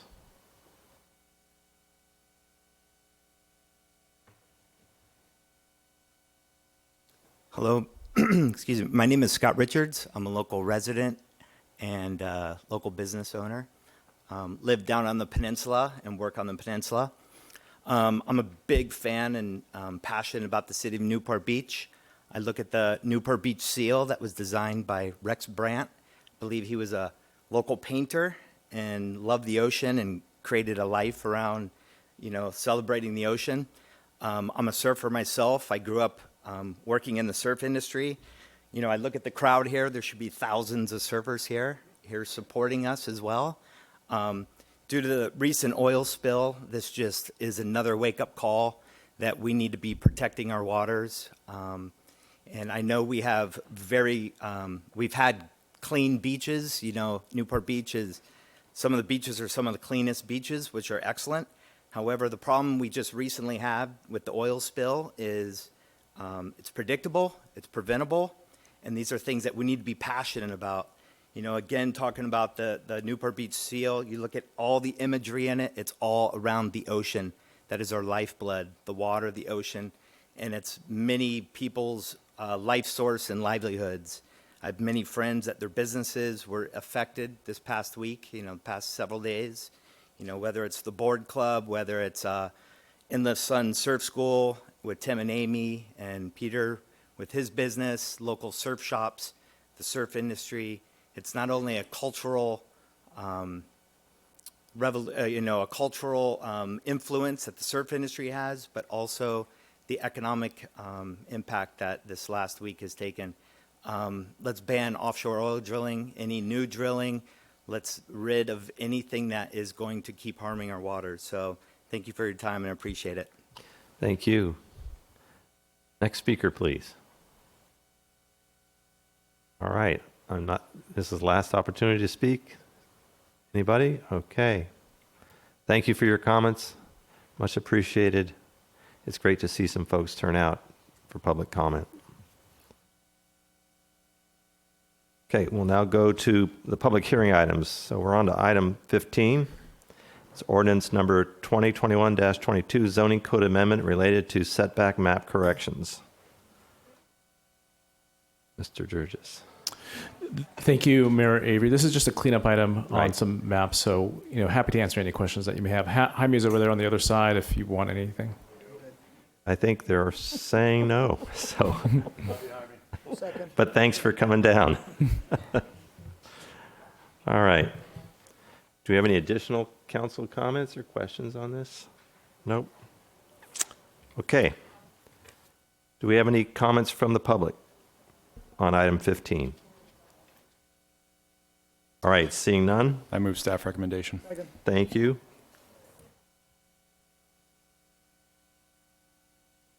Prior to reading the, are we ready for the vote? Yes. Okay. Prior to reading the vote, I'll read the ordinance title for ordinance 2021-22, an ordinance of the City Council of the City of Newport Beach adopting zoning code amendment CA 2020-1 to amend Title 20 Planning and Zoning of the Newport Beach Municipal Code, correcting setback map errors. The motion carries unanimously, 7-0. Thank you.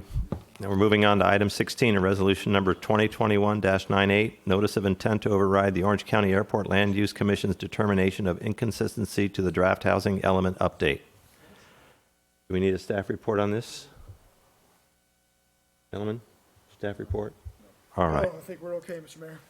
Thank you. You're welcome. All right, public hearing, public comments on this. Seeing none.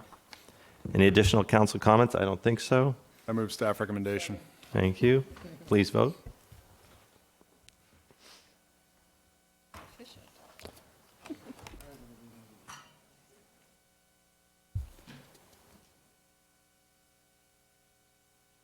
Mayor Pro Tem. Kevin? Mayor Pro Tem. I'm responsible for you. Hold the whole thing. Motion carries unanimously, 7-0. All right, thank you. And now we're moving on to current business item 17, a resolution number 2021-99, ratifying the October 5th, 2021 proclamation of local emergency. Do we need a staff report? I think that might be. I think so. There was an oil spill. It's getting cleaned up. Thank you. Move the motion. Could we just talk about why we're doing this, just real quick for the? Oh, sure, absolutely. The local emergency, I signed off on October 5th, and this is really to help in terms of we do know we have costs that go into any kind of emergency response, which we did assemble very quickly to do, and will continue to do so. And this certainly assists us with getting reimbursement from either federal or other agencies, and helps if we need some procurement, in a timely fashion. Thank you very much. Mr. Mayor, I'd also just like to note real quickly for anyone listening that when folks are looking for where Newport Beach has been on this issue, it's probably worth looking at Charter Sections 1401, which says very specifically no drilling, including offshore drilling originating from the ocean surface for exploration work of any kind, production or refining of oil, gas, or other hydrocarbon substances shall be permitted within the incorporated area of the city of Newport Beach, which extends, of course, out into the ocean. So I want to point out real quickly that it seems that there might be a misconception where the city of Newport Beach stands on this issue. We took a stand, our voters took a stand, and we've taken the stand of no offshore drilling within the boundaries. Yeah, it's in our charter. So I just want to point that out because it's something worth noting that this is it's been in the history of our city's culture. Thank you. Thank you. Can I make a motion? Please. All right, I just made a motion to support resolution for the local emergency proclamation. We have a second? We have a second. Please vote. Public comment? Ahead of myself here. Seeing no public comment on this item? All right.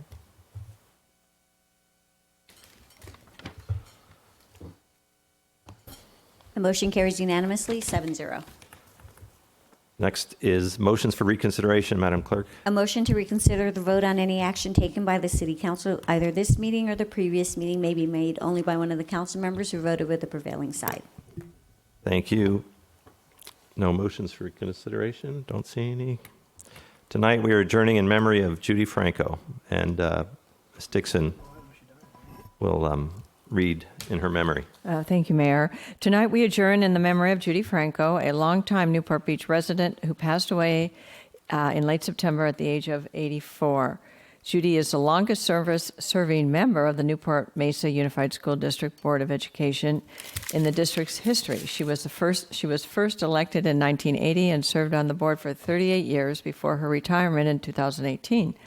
The district presented her with a Distinguished Service Award upon her retirement, recognizing her, quote, high levels of integrity, work ethic, leadership, dedication, and compassion, end quote, and for positively impacting the climate and culture of Newport Mesa Unified School District.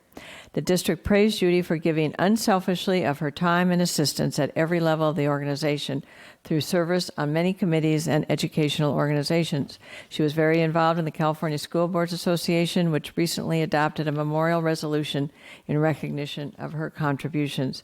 The association praised her steadfast and enduring commitment to the students and families of Orange County as a true dedicated warrior with an immense amount of knowledge. In addition to her work with education, she was an active promoter of youth sailing opportunities and was very much involved with local programs in Newport Harbor. In 1987, the Balboa Bay Fleet established the Judy Franco Perpetual, which is presented annually to a person from the fleet who, like Judy, has devoted extensive time and energy into promoting junior sailing. I understand there'll be services for Judy announced at some point in the future, and we'll know more then. Thank you very much. Thank you. We are adjourned.